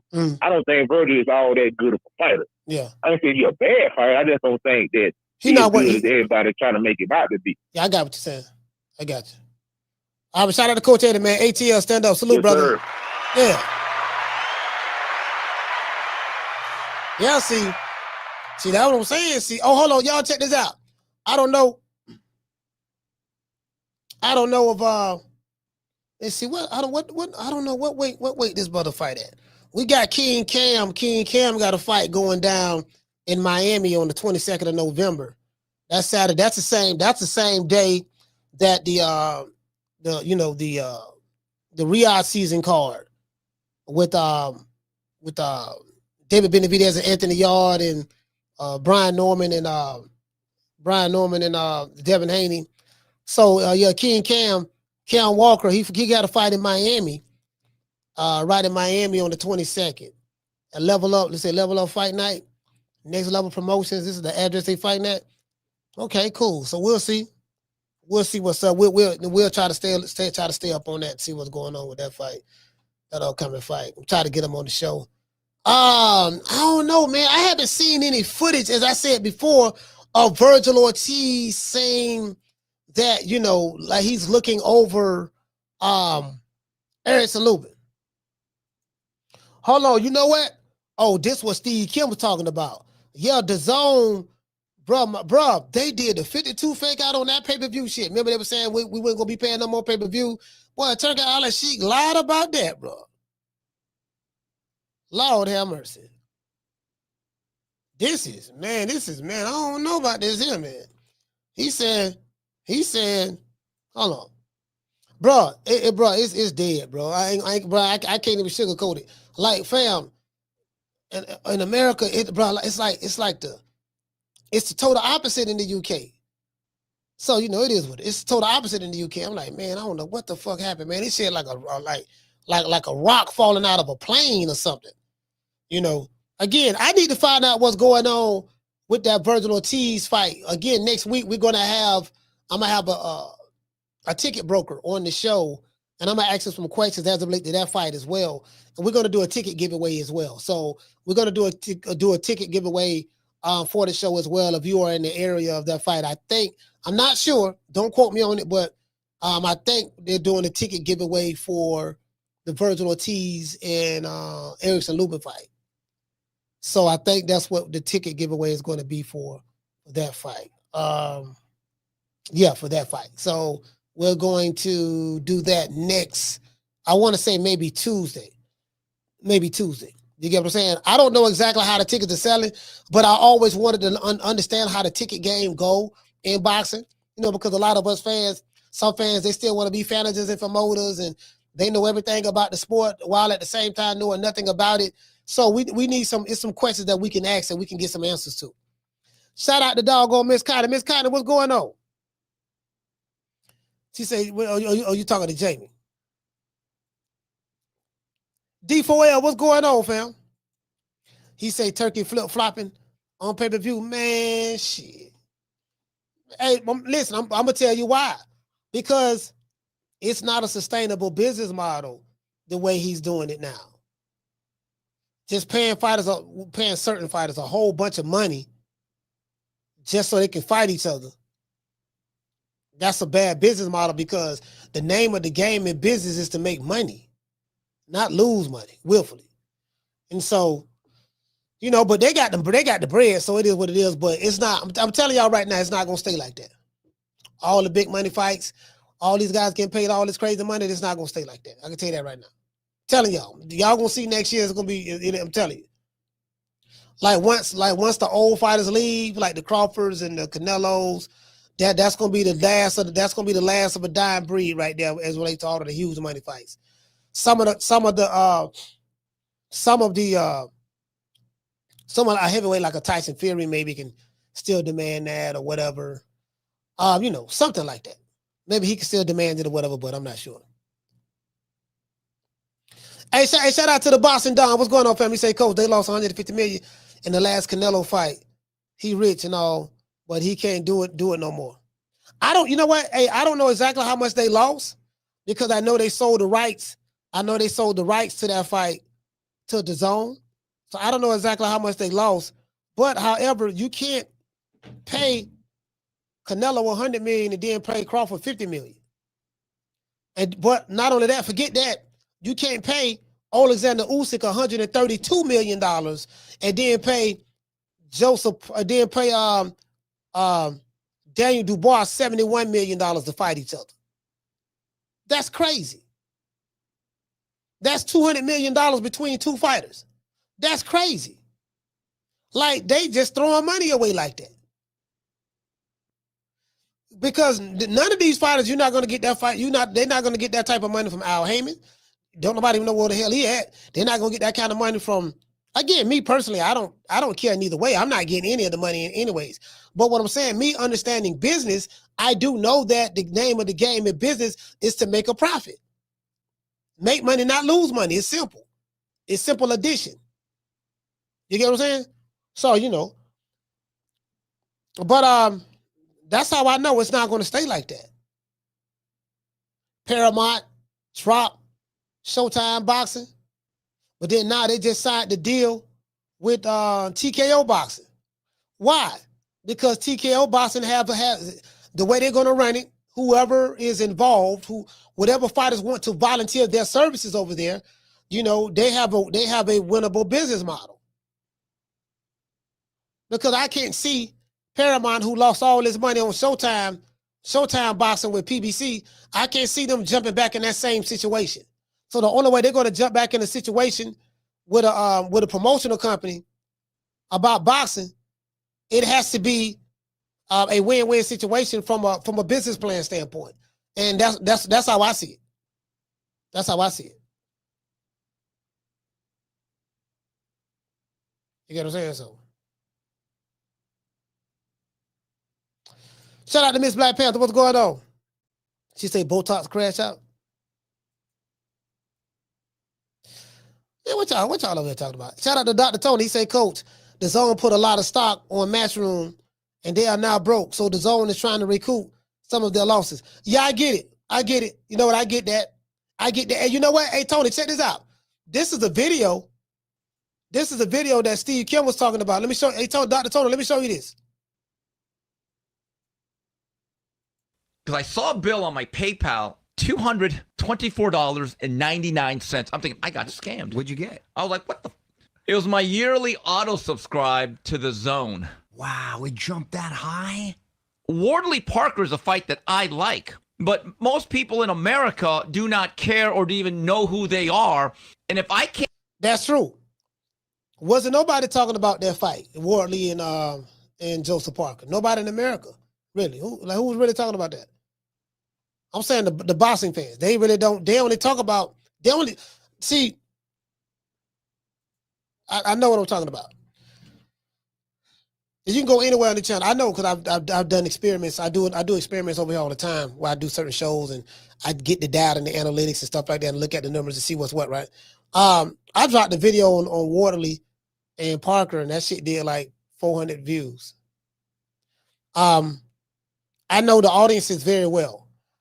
Online in America, they want to hear Terrence Crawford, maybe a little Canelo, Devin Haney, Tank Davis, Terrence Crawford, Canelo, Devin Haney, Tank Davis.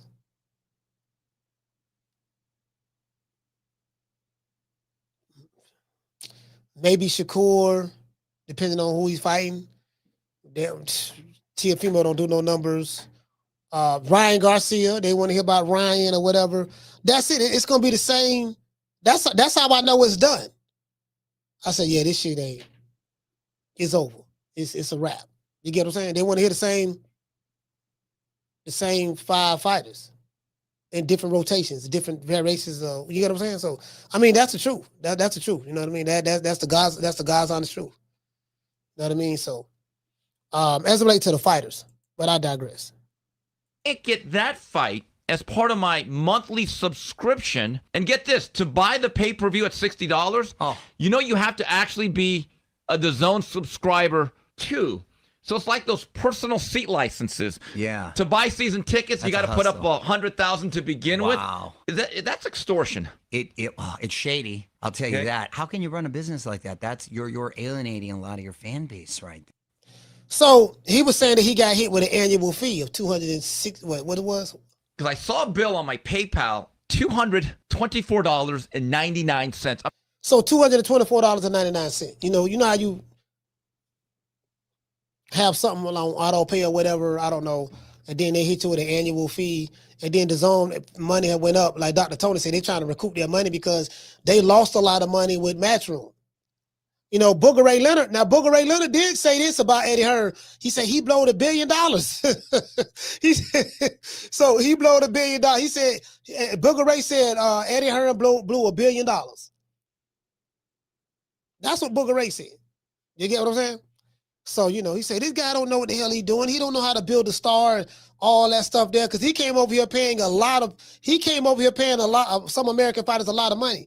He paid Demetrius Andrade a lot of money.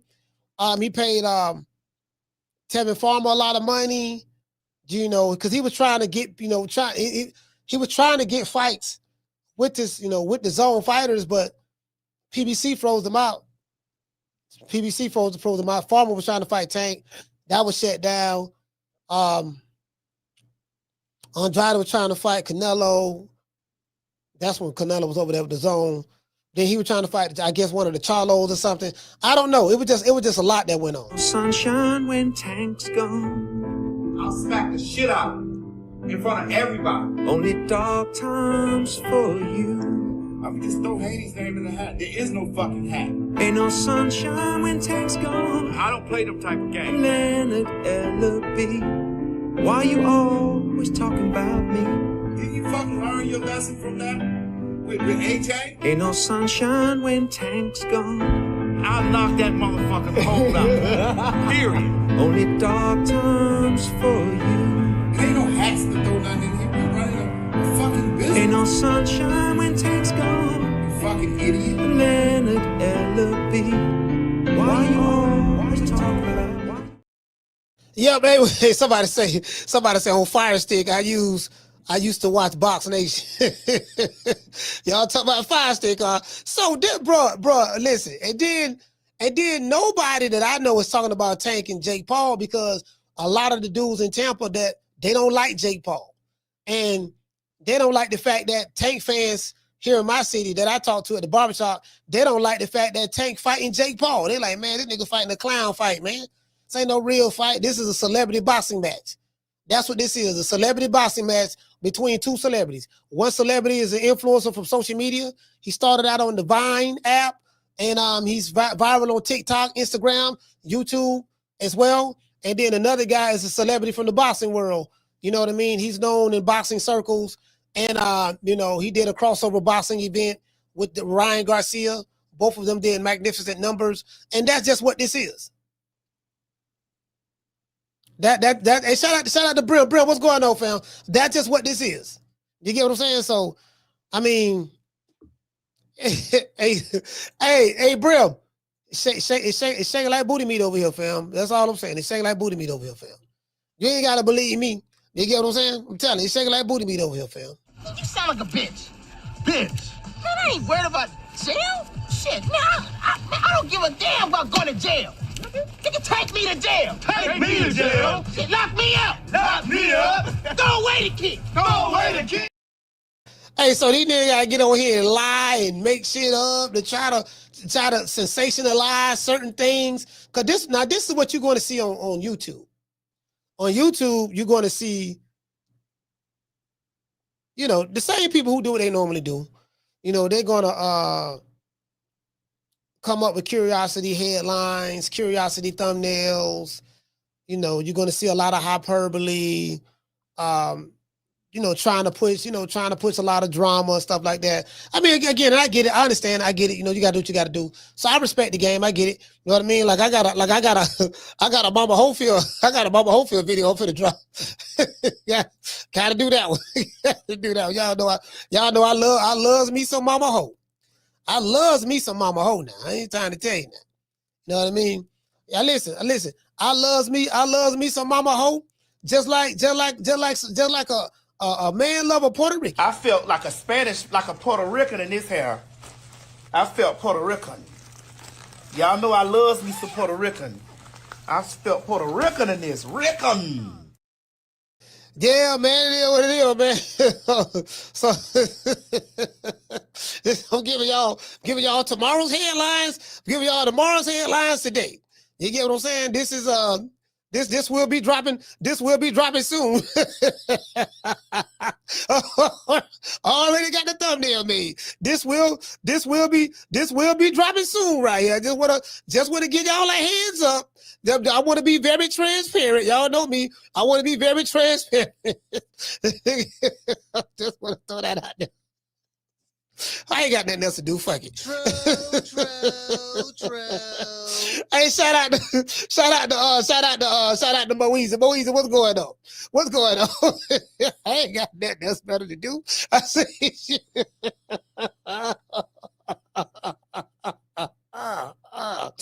This nigga. Okay. It's the gift that keeps on giving. I may have to pull out the Jamaican wig on this one. I just found it the other day. It's over there. I may have to pull it out. I may have to pull this one out on this one. You get what I'm saying? Fuck it. I may have to do a reenactment. I'm gonna do a reenactment of the video. I'm gonna do a reenactment of it. You get what I'm saying? So you know it is what it is. Yeah, man. And he said you gotta put that cocoa water in the caption.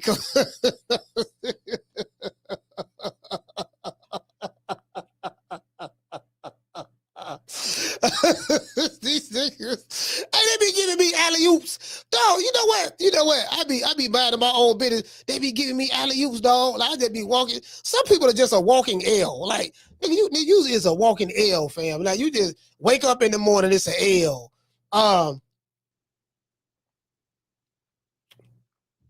Just, some motherfuckers just a walking L, fam.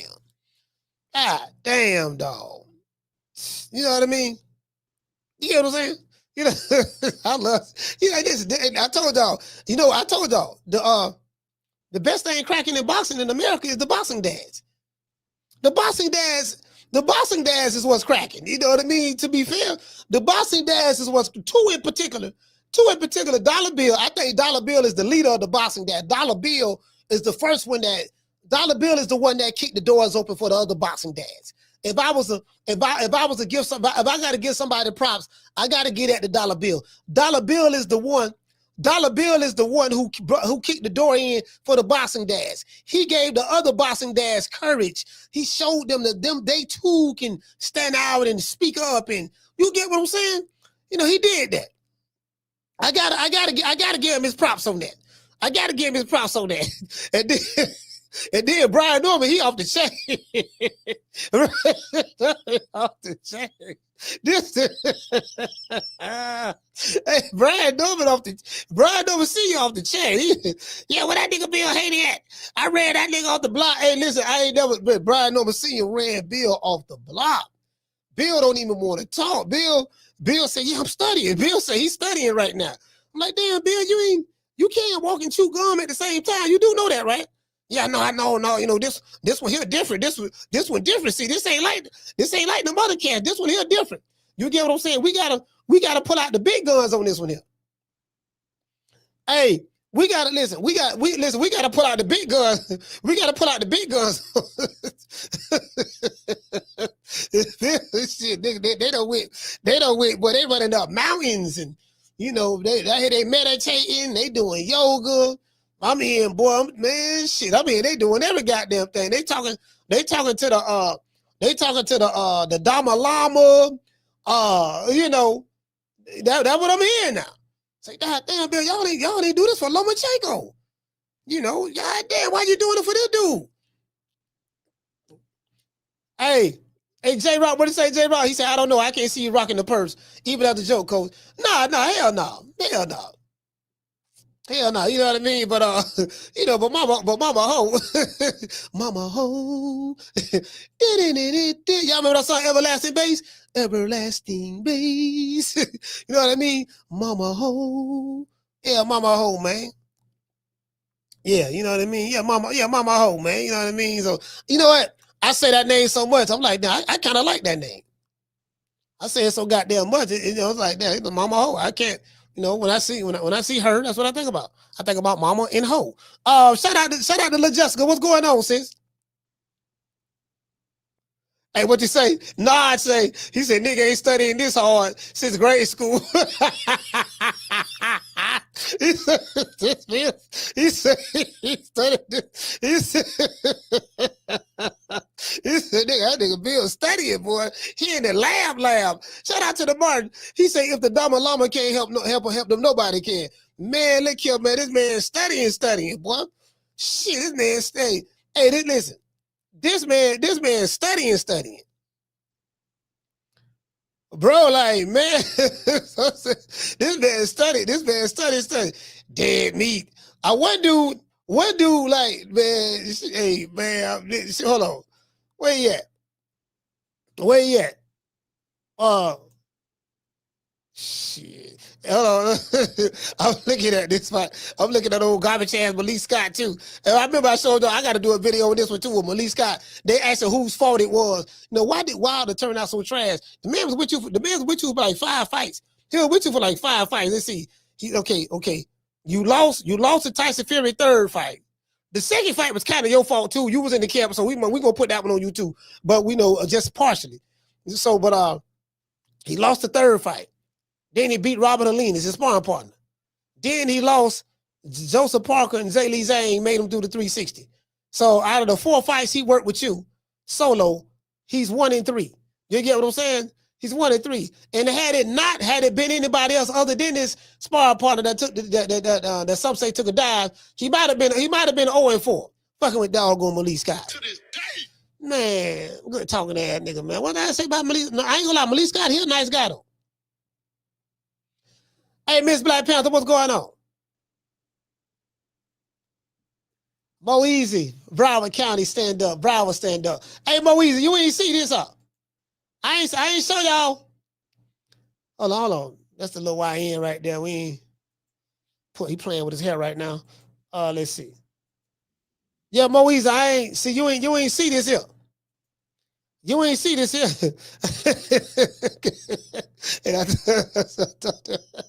That shit gonna be ether.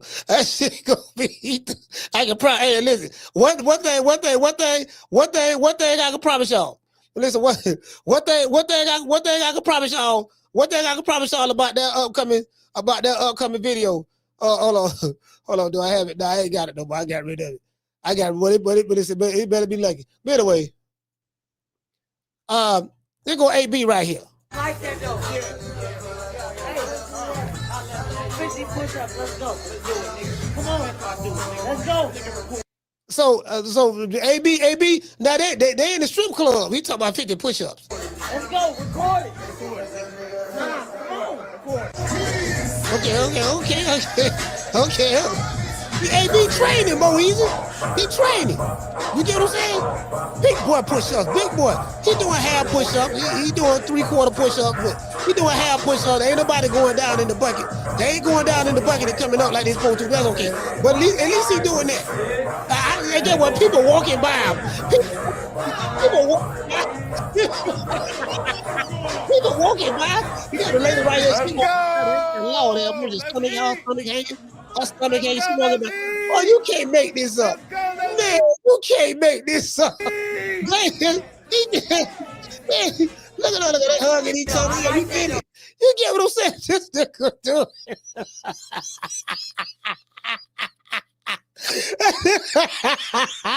This in this strip club.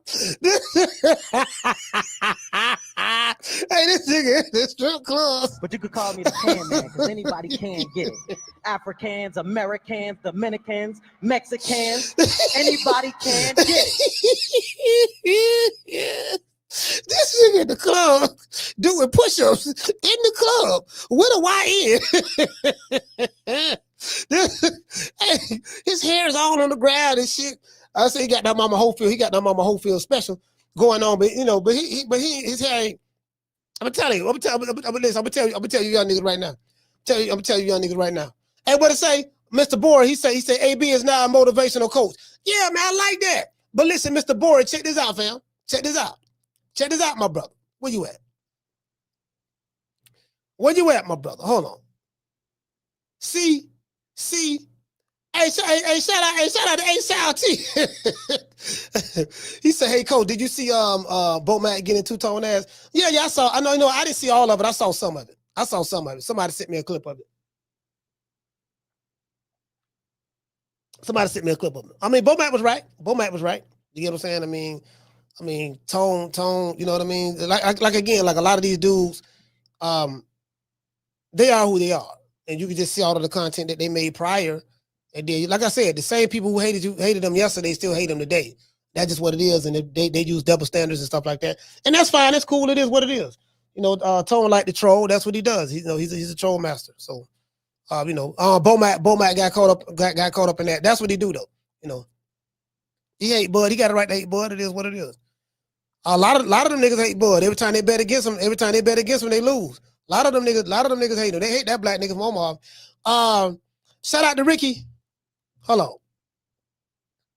Shout out to Ricky. Hey, okay. Dropping that quarter over. Bam, dub with your boy. Hey, Leroy. Super chat received. Playtime's over, boy. Hey, he say, Coach, AB doing them LDBC push-ups in the club. Hey, look here. Check this out, though. What thing I say about AB, though? What I do like about it, AB is in there training. And listen, AB is in here training. You get what I'm saying?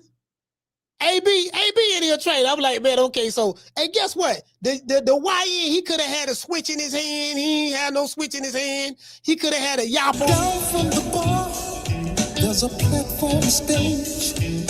People pimping, sharp as razor blades.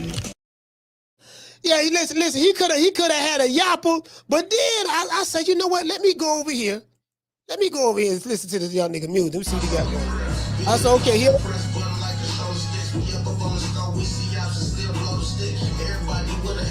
At the camera, making gun gestures. So this is shit these niggas be doing in boxing. When I first came on, he say first week home, I was back in the city for days and passed niggas up.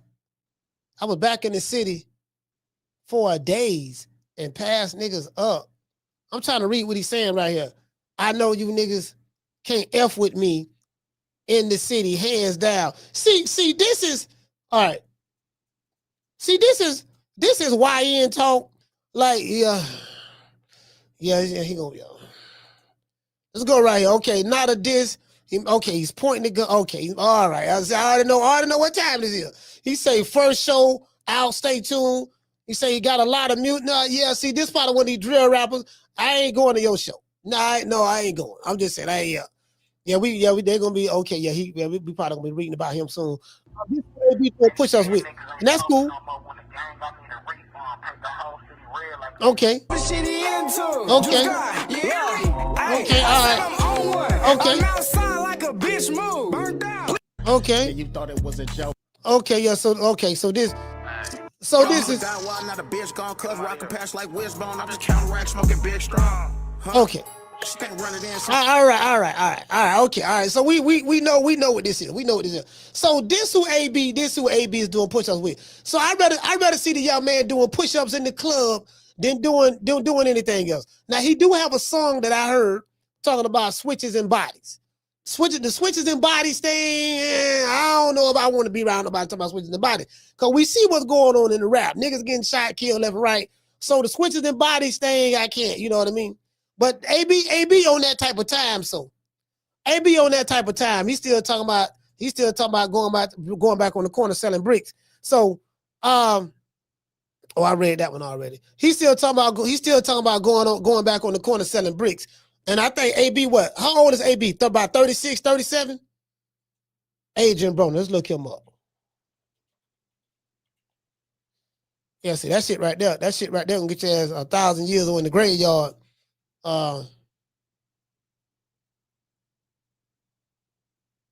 AB what? How old is AB?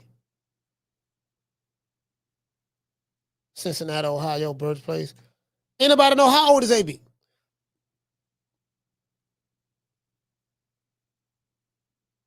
about 30. He about 36, right? Broner he about 36 years old, right? Something like that. And what did it say, Ricky? You say 36? Yeah, so you know. He 36. You know, at that age, bro, like once you reach 36, you should not be in the YN phase. AB 36, but he act like a YN. You get what I'm saying?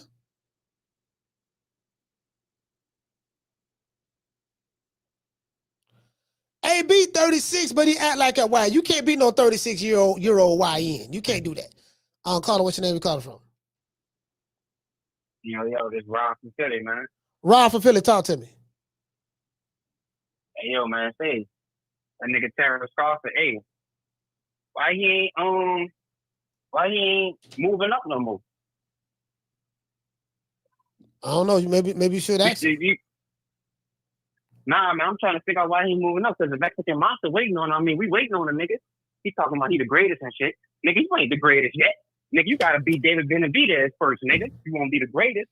Step your ass up to the plate, to the big dog. Bring your ass to the big dog league.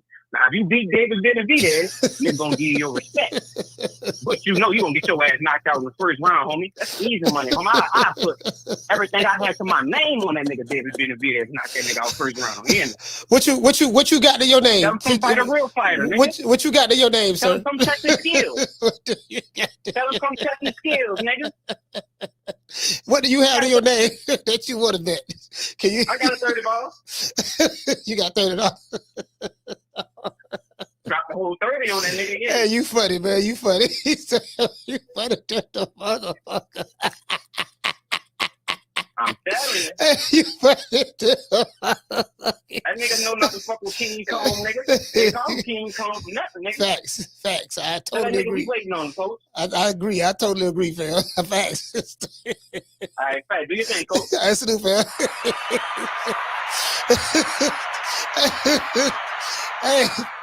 Listen, shout out to the brother, man, Rob from Philly. It always be the broke nigga all about, yeah, man, I put everything on it. You ain't got nothing to bet. Let me tell y'all something. The nigga, listen, this is a telltale sign. Motherfucker, hey, listen. Motherfucker gonna say they gonna put everything on it, they ain't got a goddamn thing. Nigga, I swear to God, nigga, I'm putting everything on it, everything. Okay, all right, okay, look, all right. What you putting on? Okay, what's everything? Let's deal with that. Okay, see everything, right? Cause we gotta put this money up front. We gotta put it up front, right? That's how we do this. We don't go off nobody's word. We need to put the money up front. That's how we get that established. That's the school I come from. You know what I'm saying? So, but my brother said he had $30. Shout out to Rod. Rod funny than the mug. He said, tell that nigga to move up and fight David Benavidez if he want. Now, if he beat him, and this is what I be talking about. I shout out to Rob. I know he was just trolling. But this is what I be talking about for real though. Like these new boxing fans, like the celebrity boxing fans that's in boxing, that's what they do. They move the goalpost so much you can't beat them. I can't beat you, dog. I can't beat you like that, fam. They move the goalpost too much. They'll say one thing. Okay, now if he beat Mothra, then I'm gonna give him his props. Then when you beat Mothra, Mothra wasn't the same Mothra that fought Gamera. That wasn't the same Mothra. That was a different Mothra. All right, well, tell him to fight Megalodon Godzilla. If he beat Megalodon Godzilla, then we'll give him his props. He go up there, beat Megalodon Godzilla. Man, Megalodon, come on, man. You know that wasn't the same Megalodon. Man, Megalodon was going through a lot before that fight started. You fought Megalodon at the right time. You always fight him. Bro, like, I'm listening to this nigga, right? This is nigga that they call the boxing voice. This dude is hilarious. And he sound like Fat Albert. He sound like he's a real fat guy, and he can, like, he talk like he got a real heavy tongue. And he say, now I'll tell you what, he said, Crawford, he beat Canelo, but he always fighting people at the right time. Yeah, so he caught Canelo at the right time. He caught Errol Spence at the right time. He caught everybody he fought at the right time. I was like, God damn. Hey,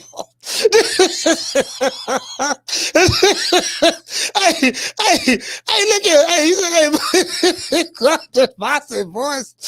He said that nigga don't have 42 fights. He don't fought everybody at the right time. That's why he keep winning. Well, wait a minute, Phil. You just said, but you had just said that he was gonna lose this fight, and then you said he was gonna lose the other fight, then the fight before that. So what happened? What happened? Yo, man, he fighting people at the right time. I can't beat these niggas. Miss Black Panther, I can't beat him. I can't beat him. I can't beat him. I say, man, bro, you can't make this up, fam. You wanna argue? I can't argue with you. You mad. Look at you. You mad. I don't get paid to argue with you. Who is you? You ain't nobody. All the niggas who picked Crawford to lose. All them niggas who they mad, they can't stand that black. They can't stand his black skin. All the niggas who picked Crawford to lose. Now they saying, no, see what it is. See, he fighting him at the right time. This man, 38 years old, coming off of shoulder surgery, ain't fought nobody. He chinny, but guess what? Yeah, see, he fighting him at the right time. Look at their prediction before the fight. Before the fight, yeah, man, Canelo gonna knock him out. And you know, his weight class is for a reason. Yeah, man, you know, Crawford Chitty, he ain't gonna be able to stand up to the Canelo, to the Mexican power, all that stuff there. Then when Crawford beat him, yeah, man, he fighting him at the right time. You can't make this up. I say, bro, how? You can't win. You can't win. Yeah, you got it, dog. Whatever you say, dog. Whatever you say. As I said before, if these dudes did not have a double standard, they wouldn't have a standard at all. Bro, you can't make this up, fam. You the same nigga who was saying that this guy gonna lose. You was shitting on him for years, destroyed his resume, said everything under the sun. You was wrong.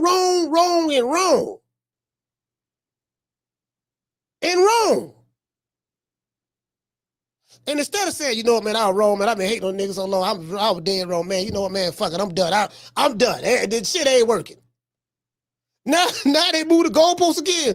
Yeah, man, the older guy, past his prime, past his prime guy, coming off an injury, Chinny ain't fought nobody. Now, yeah, man, he fighting everybody. He fighting at the right, bro. You can't. You got it. You got it, dog. You got it. You got it. You got it. You got it. I can't beat you. You won. You won. Carla, what's your name? Where you calling from? Rod, Texas. Rod from Texas. Talk to me. Yeah, that's a weird argument they're making, catch him at the right time. Honestly, bro, like if you look at any fighter, including Canelo, including Floyd, including Oscar, anybody, they all got the right fights at the right time. You know what I mean? It's rare you see a prime versus prime guy. You know what I mean? Like Canelo got Triple G at the right time. You know what I mean? Like that's just the way boxing lines up most of the time. But I want to see Boots fight Crawford just so we can get that passing the torch that Canelo was refusing to do with Benavidez. And boxing doesn't have any stars once these two are gone. Tank Davis, he's a pretty good name, but he's got one foot out the door. So I would like to see it, but if it doesn't happen, I'm not going to be too mad because they're two different eras. So with a fight that doesn't happen, if that fight doesn't happen, I think it has to be Ortiz. It has to be Ortiz, man, versus Boots. Like, we need stars, man. They need to push these guys to fight, man. There's no more. We can't afford this no more, man. Like, Canelo Crawford was the last one. I mean, what do we get after that? We got David Benavidez. We have Vergil Ortiz. We have Bam Rodriguez. Bam doing this thing. We have what's the guy? We got Abdullah Mason. We have Shakur Stevenson. We have Cormel Moten. You know. Yeah, they're coming up. Yeah, we got those names, but I'm talking about that next level that appeals to the casuals. Like we don't like Bud just crossed over and he's about to retire, and it's not his fault because nobody wanted to fight him for years. So it wasn't his fault. He was in the same dilemma Triple G was when everybody was ducking him. So and Canelo's been shot for years. I've been saying that to everybody that will listen. Nobody will listen. Why you no say matter what? Why you say Canelo was shot? Like why you say that? No, he is shot, but I think Bud. It wouldn't have mattered. I think Bud beats him at any year because of the styles. But when you see the wins that Canelo has had, they don't age well. Like all his opponents show how terrible they are once they move on and lose and fight again. And his catching counter style. He hasn't been using that fluid waist and head movement no more. I mean, I've been saying he's shot for a while. I mean, but I still think Bud outclassed him to the point where you're like, all right, Bud beats him no matter what age Canelo's at. But that's what I'm saying about we got Canelo out the door, Bud's days are numbered, and I don't know, man. We got to see these fights. Boots and Ortiz, we got to get it. All right, shout out to Rod. Texas, stand up. I don't agree with that. Canelo ain't shot, man. You know what I mean? I mean, I don't agree with that. I don't agree. Hey, shout out to Mika. Mika, what's going on? What's going on, Mika? Yeah, so I get it, dog. I get it, dog. Like, bro, again, I'm so spot on in my analysis when it comes to a lot of these guys. Like, I know this shit like the back of my hand because I've studied them. And that just the shit is funny as hell. And then once you understand how, because I say it all the time, the dudes who hated you yesterday still hate you today. And I tell Bud this all the time when I talk to him. I see them same motherfuckers, someone who's trying to give you a little props now.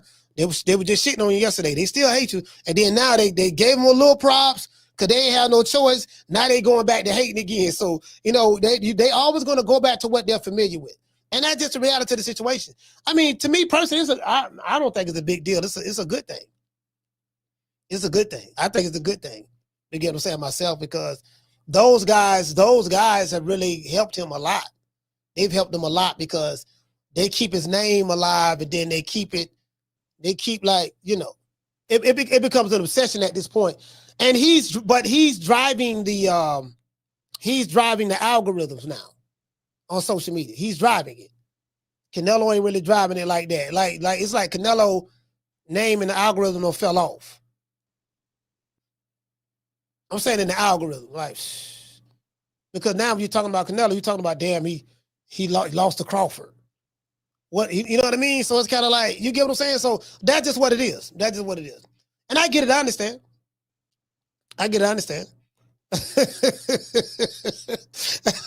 Hey, Style T, what's going on, Phil?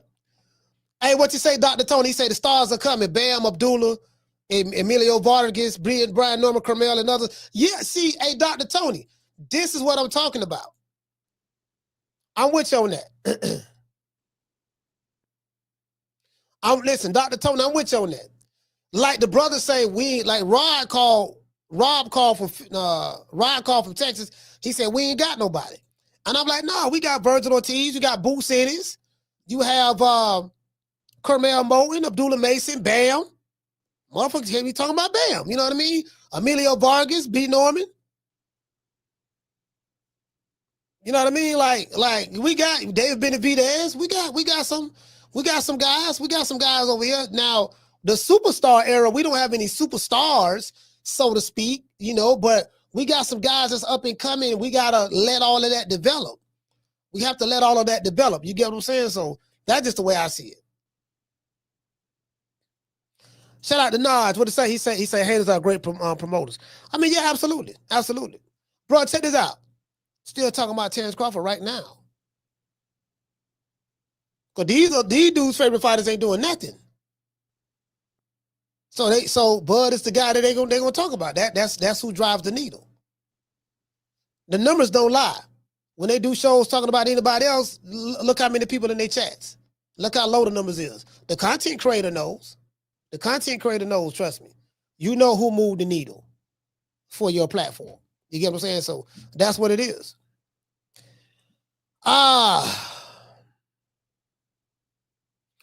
And what you say, Darren say, he said, respectfully, those are just names. These guys got to fight the big fights to create the big names. You're right about that. He said those fighters are there, but the matchmaking is trash. Now, you know what? Darren right.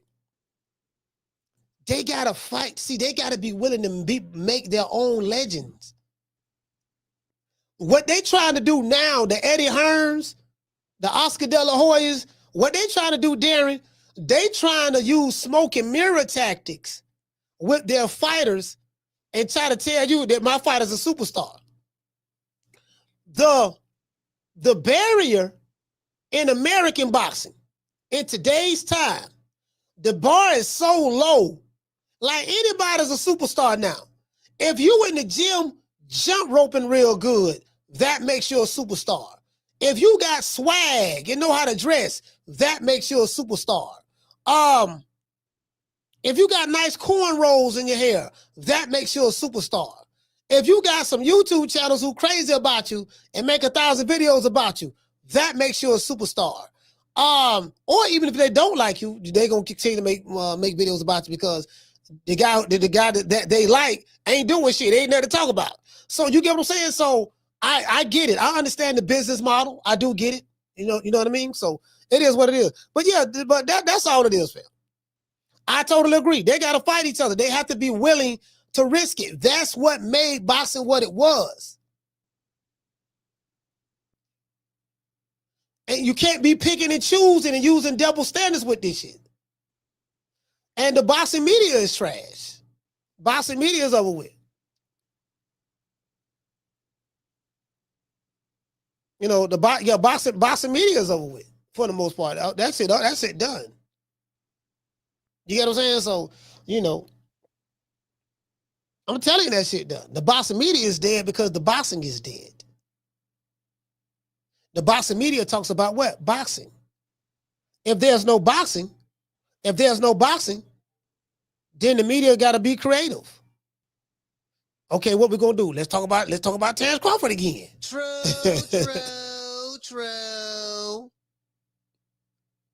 What else we gonna do? Okay, let's talk about. You know what I mean? Because we could be talking about Debo Dale and Brian Norman when they fight get closer. Carla, what's your name? You calling from? What's up, Cole? This is Derek from Florida. Derek, talk to me. Yeah, Cole. Hey, Carla, what's his name? Yeah, Cole. Like the Brian Norman versus Devin Haney. What's his name? Africa. He's talking about he want to fight the winner out of them two. But in my head, I'm like, bro, this nigga Africa coach. This nigga don't want to fight Garrett Anton Russell. He don't want to fight Matias. Yeah. The only guy he do want to fight is Teal. I'm like, bro, like I fought with Africa, bro, but he being like a bitch right now, bro. I'm like, bro, unify and fight Gary Russell, bro. Like, talking like a whole ass nigga, bro. Like, you got the skills. I feel like he could beat him. You feel me? But this nigga acting like you don't want to fight Russell. You don't want to fight Matias. Like, yeah. And then you talking about you want to fight the rental between Brian Norman and Devin Haney. You feel me? Yeah. So I'm like, bro, that's crazy. He ain't fighting nobody. Coach, he's not fighting nobody in his weight class. Like, he's not challenging himself. Africa not even challenging himself, bro. And he out here talking like he the shit. Like, nigga, you ain't did nothing, bro. Go fight Antoine Russell, bro.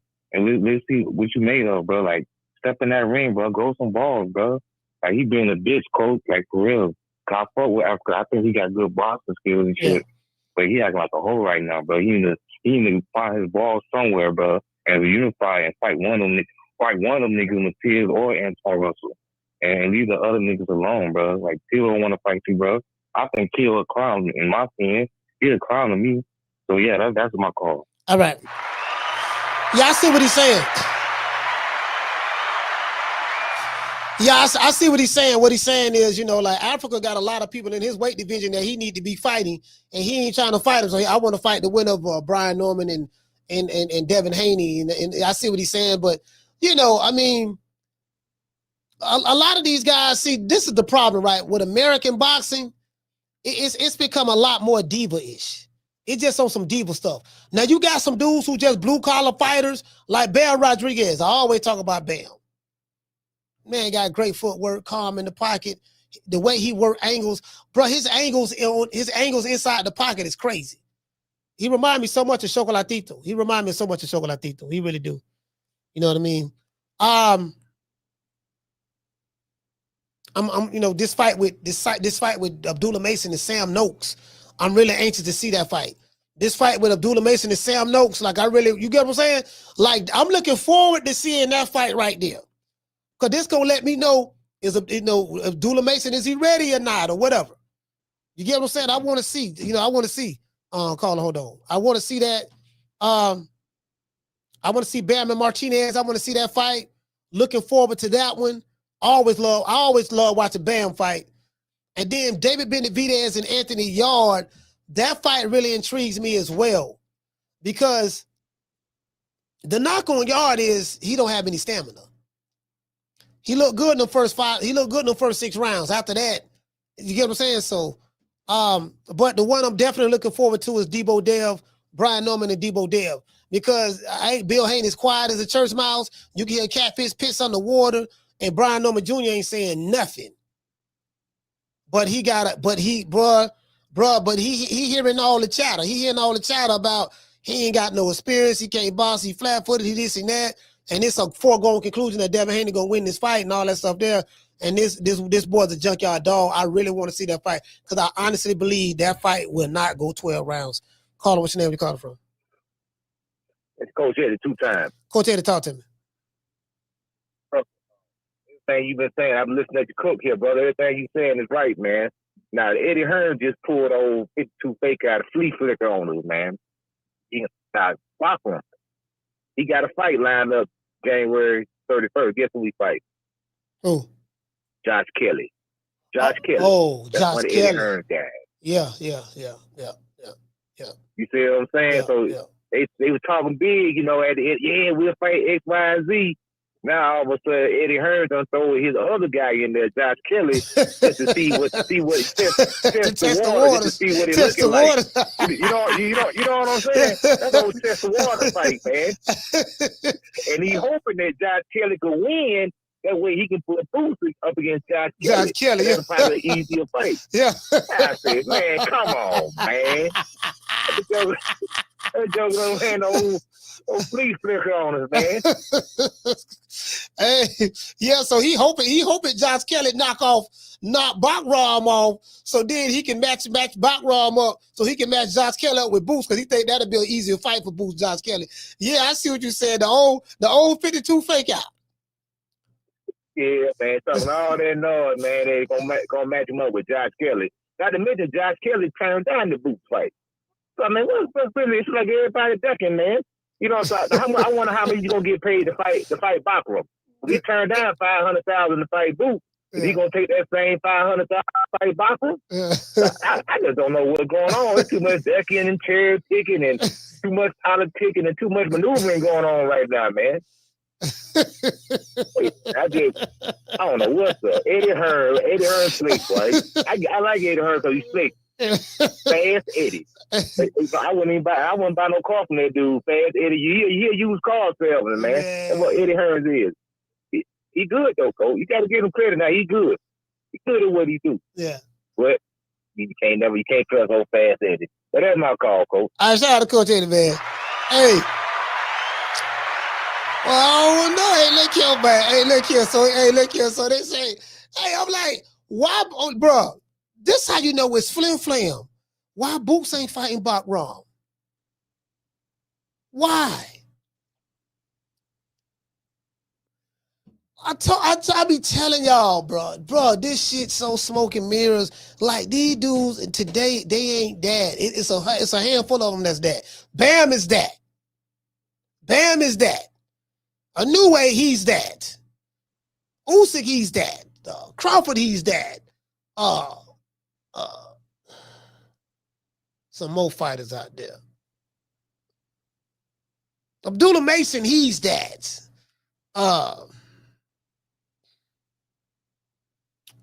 Shit. I'm talking about Erickson Lubin. Lubin fighting Ortiz right now. Everything stacked against him. It's some of these dudes is that. You know, some of these dudes, you know, they showing you like, no, nigga, I'm that, nigga, I'm that. Motherfucker have to whoop me. You get what I'm saying? And then some of these guys, it's like, man, I hear what you saying, dog, but why you ain't fighting this dude now? Like they make it seem like it's so complicated to make a fight.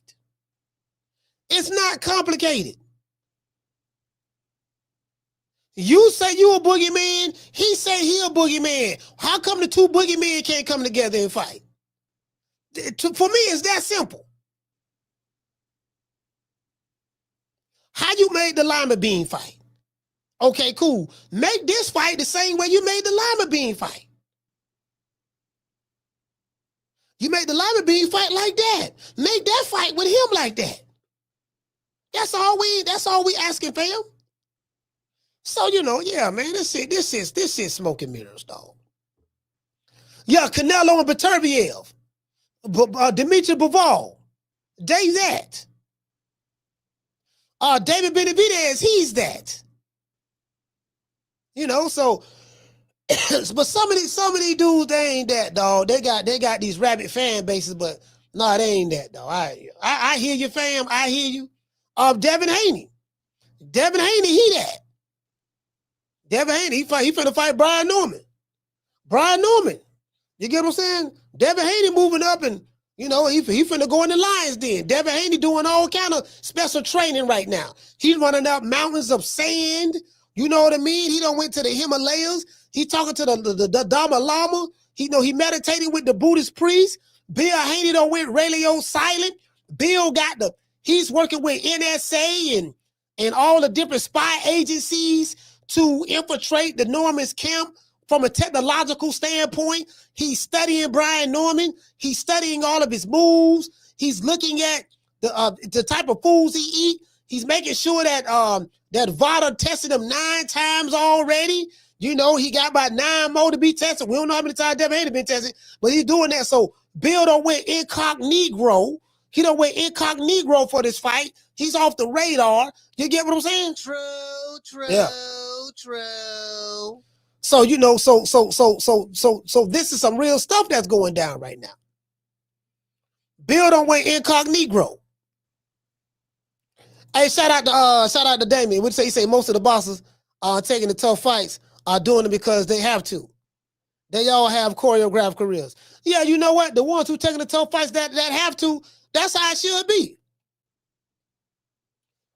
That's how it should be. No, you got to take this fight.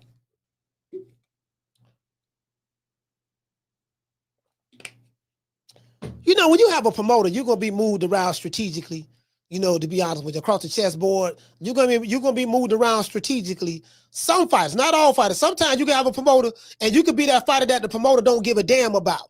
So I disagree with they all have choreographed careers from that aspect. But you're right about that. You know, the guys, but you're right about this part. Most of the bosses that's taking the tough fights, they have to. I agree with that. Because some dudes, they ain't got no choice. The promoter may not believe in you. You know, we're going to throw you in there with something. See, they were doing Brian Norman like that. We just going to throw you in there with this dude. You didn't look good against the Quentin Randall fight. So they kind of like didn't give a damn about him anymore. Then they threw him in there with another guy, a fight that they didn't think he was going to win, and he won. Then they threw him in there with Centillion. Centillion gonna beat his ass. You got to fight Centillion.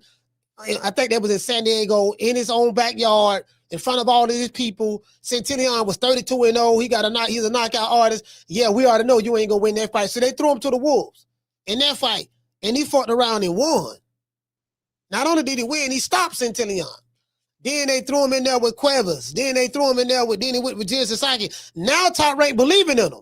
They're like, man, this nigga, he's stopping motherfuckers. But so the fighters that you can always tell a fighter that the promoter don't really give a damn about. If they just throw you to the wolves, and just have you fighting anybody, you know, the fights that people don't think you're gonna win and you keep winning, then that's when they catch on. That's when they catch on. They'll throw you in there. They'll throw you in there with just, okay, this dude, he ain't gonna win. Damn, that nigga won. Okay, throw him in there with another tough nigga. Oh, that he ain't gonna win. Then when you go to beating these tough dudes, making it look easy. When you go to beat them like that, like that's what happened. That's what happened. You get what I'm saying? So it is what it is. So I mean, that's just how it go down, you know. There's always sometimes that outlier fighter, like he defied the odds. He defied the odds. Bernard Hopkins was one like that. B-Hop. Y'all look at B-Hop career. B-Hop got it the hard way. That's why I like B-Hop. I like Bernard Hopkins. I like B-Hop. I mean, I don't like him, you know, I don't know him personally, but I'm saying boxing career, like B-Hop, they didn't do him no favors. Some fighters, you know, you ain't got no choice. You got to go to Philly. You got to fight Benny Briscoe. You got to fight doggone Bobby Watts. You got to fight all these badass fighters coming out of Philly. You got to go over there and fight them. You get what I'm saying? Then you got to fight this one. Then you got to fight that one. You got to continue to fight. You get what I'm saying? So then you got some fighters, they run to the smoke. Yeah, I want to fight this dude. I want to fight that dude. I have ambitions and desires to become undisputed in this division. And I think the reason why some of these dudes, like, that's why I say I do give Boots credit for at least saying that he want to become undisputed at 154. I want to fight all of the champions. I don't hear Vergil Ortiz saying that. I don't hear Vergil Ortiz saying, yeah, I want to fight all the champions. I want to become undisputed. And this is the problem that I have, because I can't praise a guy like a lot of these fans, they put these fighters on a Canelo or a New Way or a Terrence Crawford level or a Usyk level pedestal. But they not doing what those guys did in order to establish their legacy in boxing. When you think of Canelo, you're going to think about legacy fights. When you think of Crawford, you're going to think about legacy fights. When you think of, and it took him 17 years to become an overnight sensation. So that's when you know that's a fighter that got it the hard way. For 17 years, he was being dismissed, ain't fought nobody, ain't did nothing, this and that. Now I was like, yeah, he proved me wrong for 17 years. But now, boy, I still don't like the nigga. So, it is what it is with that. But the Canelos, the New Ways, you like, you know what I mean? Dudes becoming undisputed in multiple weight divisions. Like, give me an American fighter that's doing that. Or that's speaking of doing it. I want to become undisputed in multiple weight divisions. Like I remember this. Y'all remember this? I know y'all remember this. I'm sorry? 160 is my weight division. I want to unify. I want to get Golovkin in the ring. I want to bring him to Houston. You know what I'm saying? I want to get Canelo out here to Houston. If they really to come down to 160, this is my weight division. You get what I'm saying? So as I said before, like these guys have to, fit my I got a boxing criteria. That's all. You know what I mean? So I mean, if they ain't fitting the criteria, dog. I said this dude moving, man. This dude ain't moving right, man. Shaking like this man moving. I'm telling you, this man moving real carefully, bro. Like, I see what's going on. Listen, I don't give a damn what big YouTube channel say what. Them niggas is just capping. I already know they capping for the for the establishment. We already know that. I ain't trying to hear that. I get it. They pandering to their fan base. I get it. That's fine. Cause I see through all that shit. This was really going on. Ain't nobody going for that. Let's give everybody a round of applause.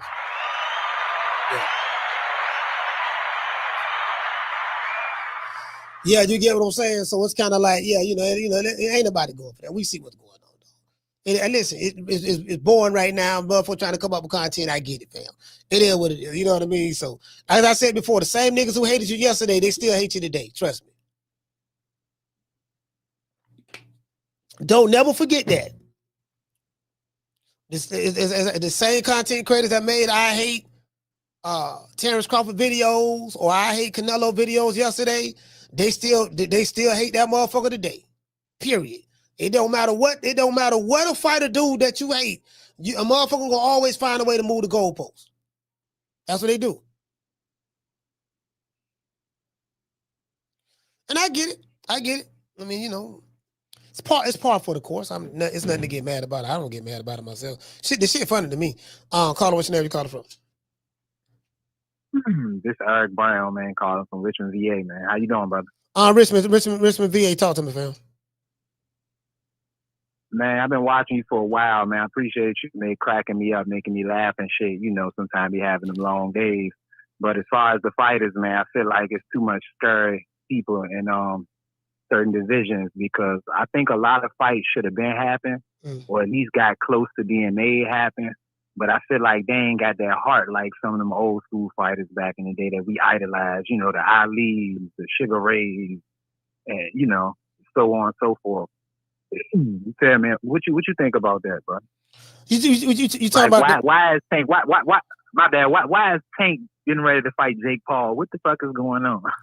Well, what's really going on? With this sport? Well, this is the thing, right? Like we don't have a boxing culture in America anymore. Unfortunately, that culture has left. So it's become more. You know, I look at American boxing now. It's kind of like more love and hip hop of boxing. Mm-hmm. It's more like the star fighters. Star fighters have always carried the sport.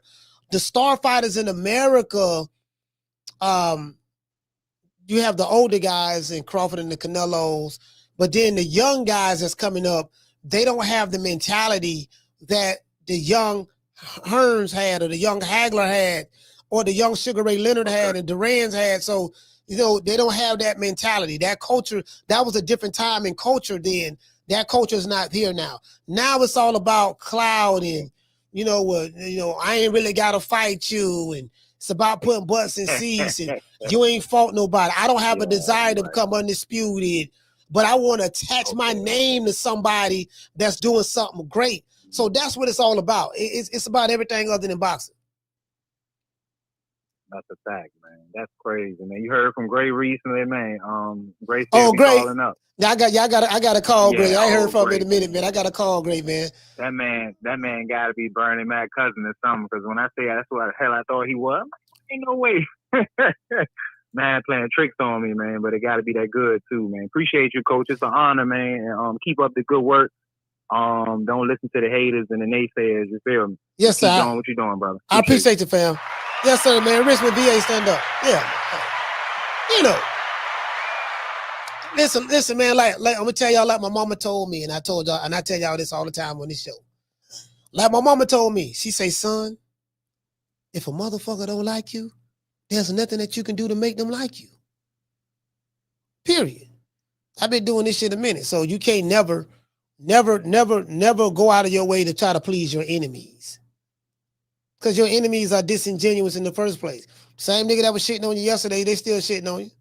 You get what I'm saying? So it is what it is. So never listen to a motherfucker who don't like you. You know what I mean? Shout out to Dr. Tony. What did he say, fam? He say Coach Garcia said Junto and Bam was supposed to happen on the Benavidez undercard. That would have been fire. Yeah. Woo, Lord have mercy. Bruh, listen, fam. Yeah. Dr. Tony say, Coach, I think Tank had to put PBC on his back because they're broke. Jake Paul payday will keep PBC on life support.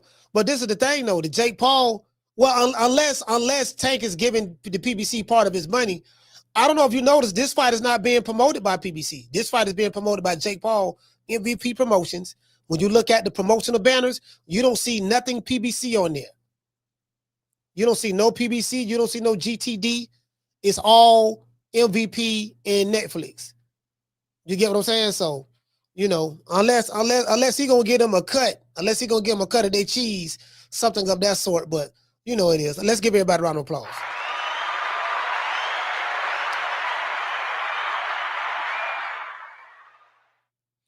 Hey, what you say? You say, Coach, can you fix what I did? Oh, you timed out, Jamie? Nah, I don't think Jamie timed out. I think he can I think you just deleted his comment. No, he's not on timeout. He's not on timeout. You just deleted his comment, that's all. On accident. Yeah, he's not on timeout. Hey, what you say? Kendall said he said that's called crossover boxing. See, that's your problem, Coach. You naming a bunch of old fighters. They didn't have a social media following. Yeah, I mean, it is what it is, fam. Yeah, I mean, if you talking about old fighters, you talking about Sugar Ray them, well, they didn't have social media back then. They didn't have social media back then. Matter of fact, they got it the hard way. Like Sugar Ray was making $10 million back around that time in the early 80s. He was making that kind of money. So, yeah, they didn't have social media. We had something called, they was known without social media. It was a different era and a different time. You get what I'm saying? So,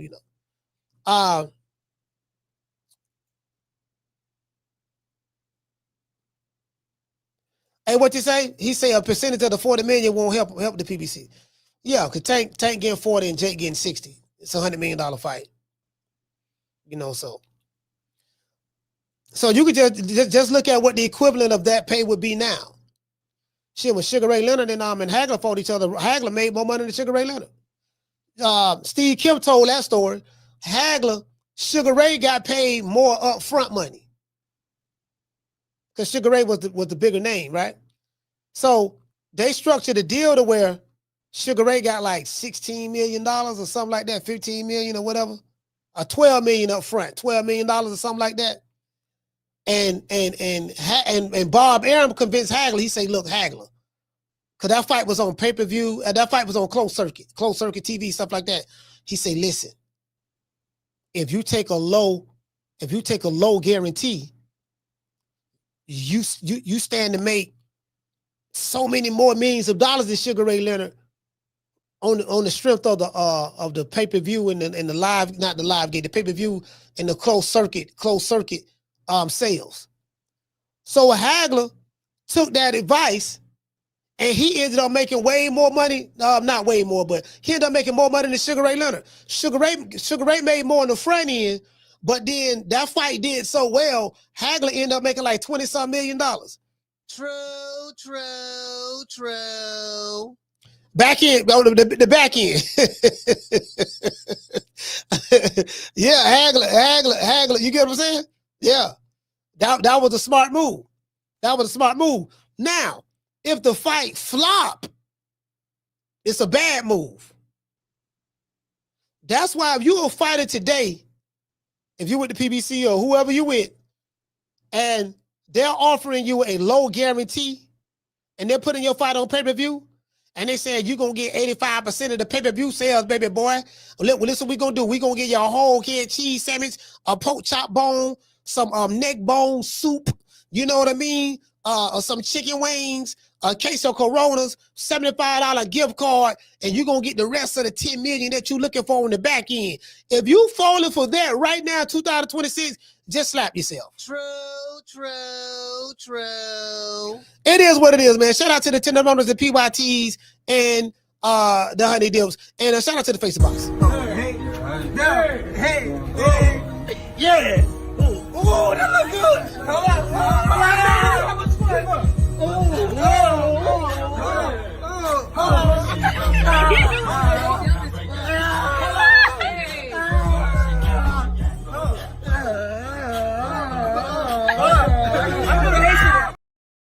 Hey, man, shout out to the PYTs, the Honey Dips, the Tenderonis, and the Snow Bunny. See your eyes shining, she's my snow bunny, please. In the winter lights, too, she's my sweet Dr. Free. Talk to my nose, this love has got it so raw. Make you move, stepping out of control. Turn it up, it's me against the light. Snow bunny, moving on the car. Everything's alright, got that smooth soul feel. No, that's Mexican law. With my snow bunny love, we're party by the night. See your eyes shining, she's my snow bunny, please. In the winter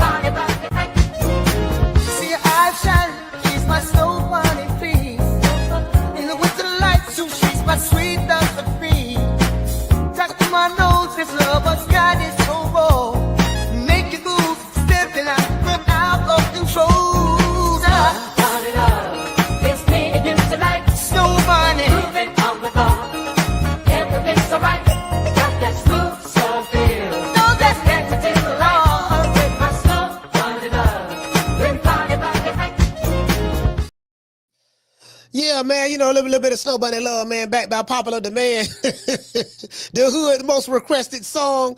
The hood most requested song. You dig? Talk to him, maybe. I want to thank the whole hood who came out here. I love y'all. I did this for the hood. Y'all know I beat that boy. Yeah, man, you get what I'm saying? Shit, they paying shit. Now motherfuckers get paid and they talking about something. There's a lot of money in boxing. Fighters get paid a lot more money in boxing today. That ain't true. Ask Lima Bean. Lima Bean got paid 2 Philly cheesesteaks.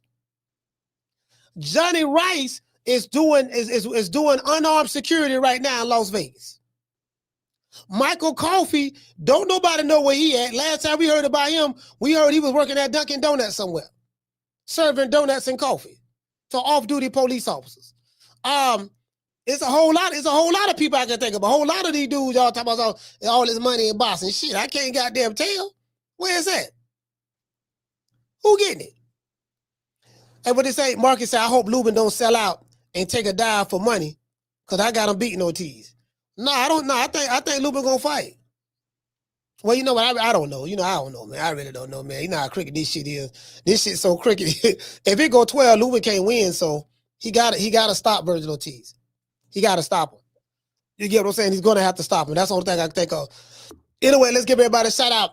Shout out to Suge Knight Cigar. Hey, okay. Shout out to Florida boy. Hey, okay. Ricky, what's going on, fam? Hey, okay. Shout out to Derek from Florida. Hey, okay. Rob from Texas. Hey, okay. Coach Eddie from the ATL. Hey, okay. Jamie from New York. Hey, okay. Shout out to the brother from Richmond, Virginia. Hey, okay. Shout out to Summer in November. Hey, okay. Mika love him. Hey, okay. Shout out to Naj. Hey, okay. Shout out to Chris Lane. Chris, what's going on, fam? Hey, okay. Shout out to, we said Mika. Shout out to La Jessica. Hey, okay. That 90s chick. Hey, okay. Can't forget about Miss Sheila. Hey, okay. Shout out to Miss Connie. Hey, okay. Shout out to Clinton. Hey, okay. Brandy Sweet Like Candy. Hey, okay. Lisa Bales. Hey, okay. Shout out to Mr. Boss Man from Little Rock, Arkansas. Hey, okay. Shout out to Rick Tills. What's going on, fam? Hey, okay. Clinton. Hey, okay. Can't forget about Miss Black Panther. Hey, okay. Daniel Agnew. Hey, okay. Salute to the family, man. I will give everybody else a shout out right after these messages.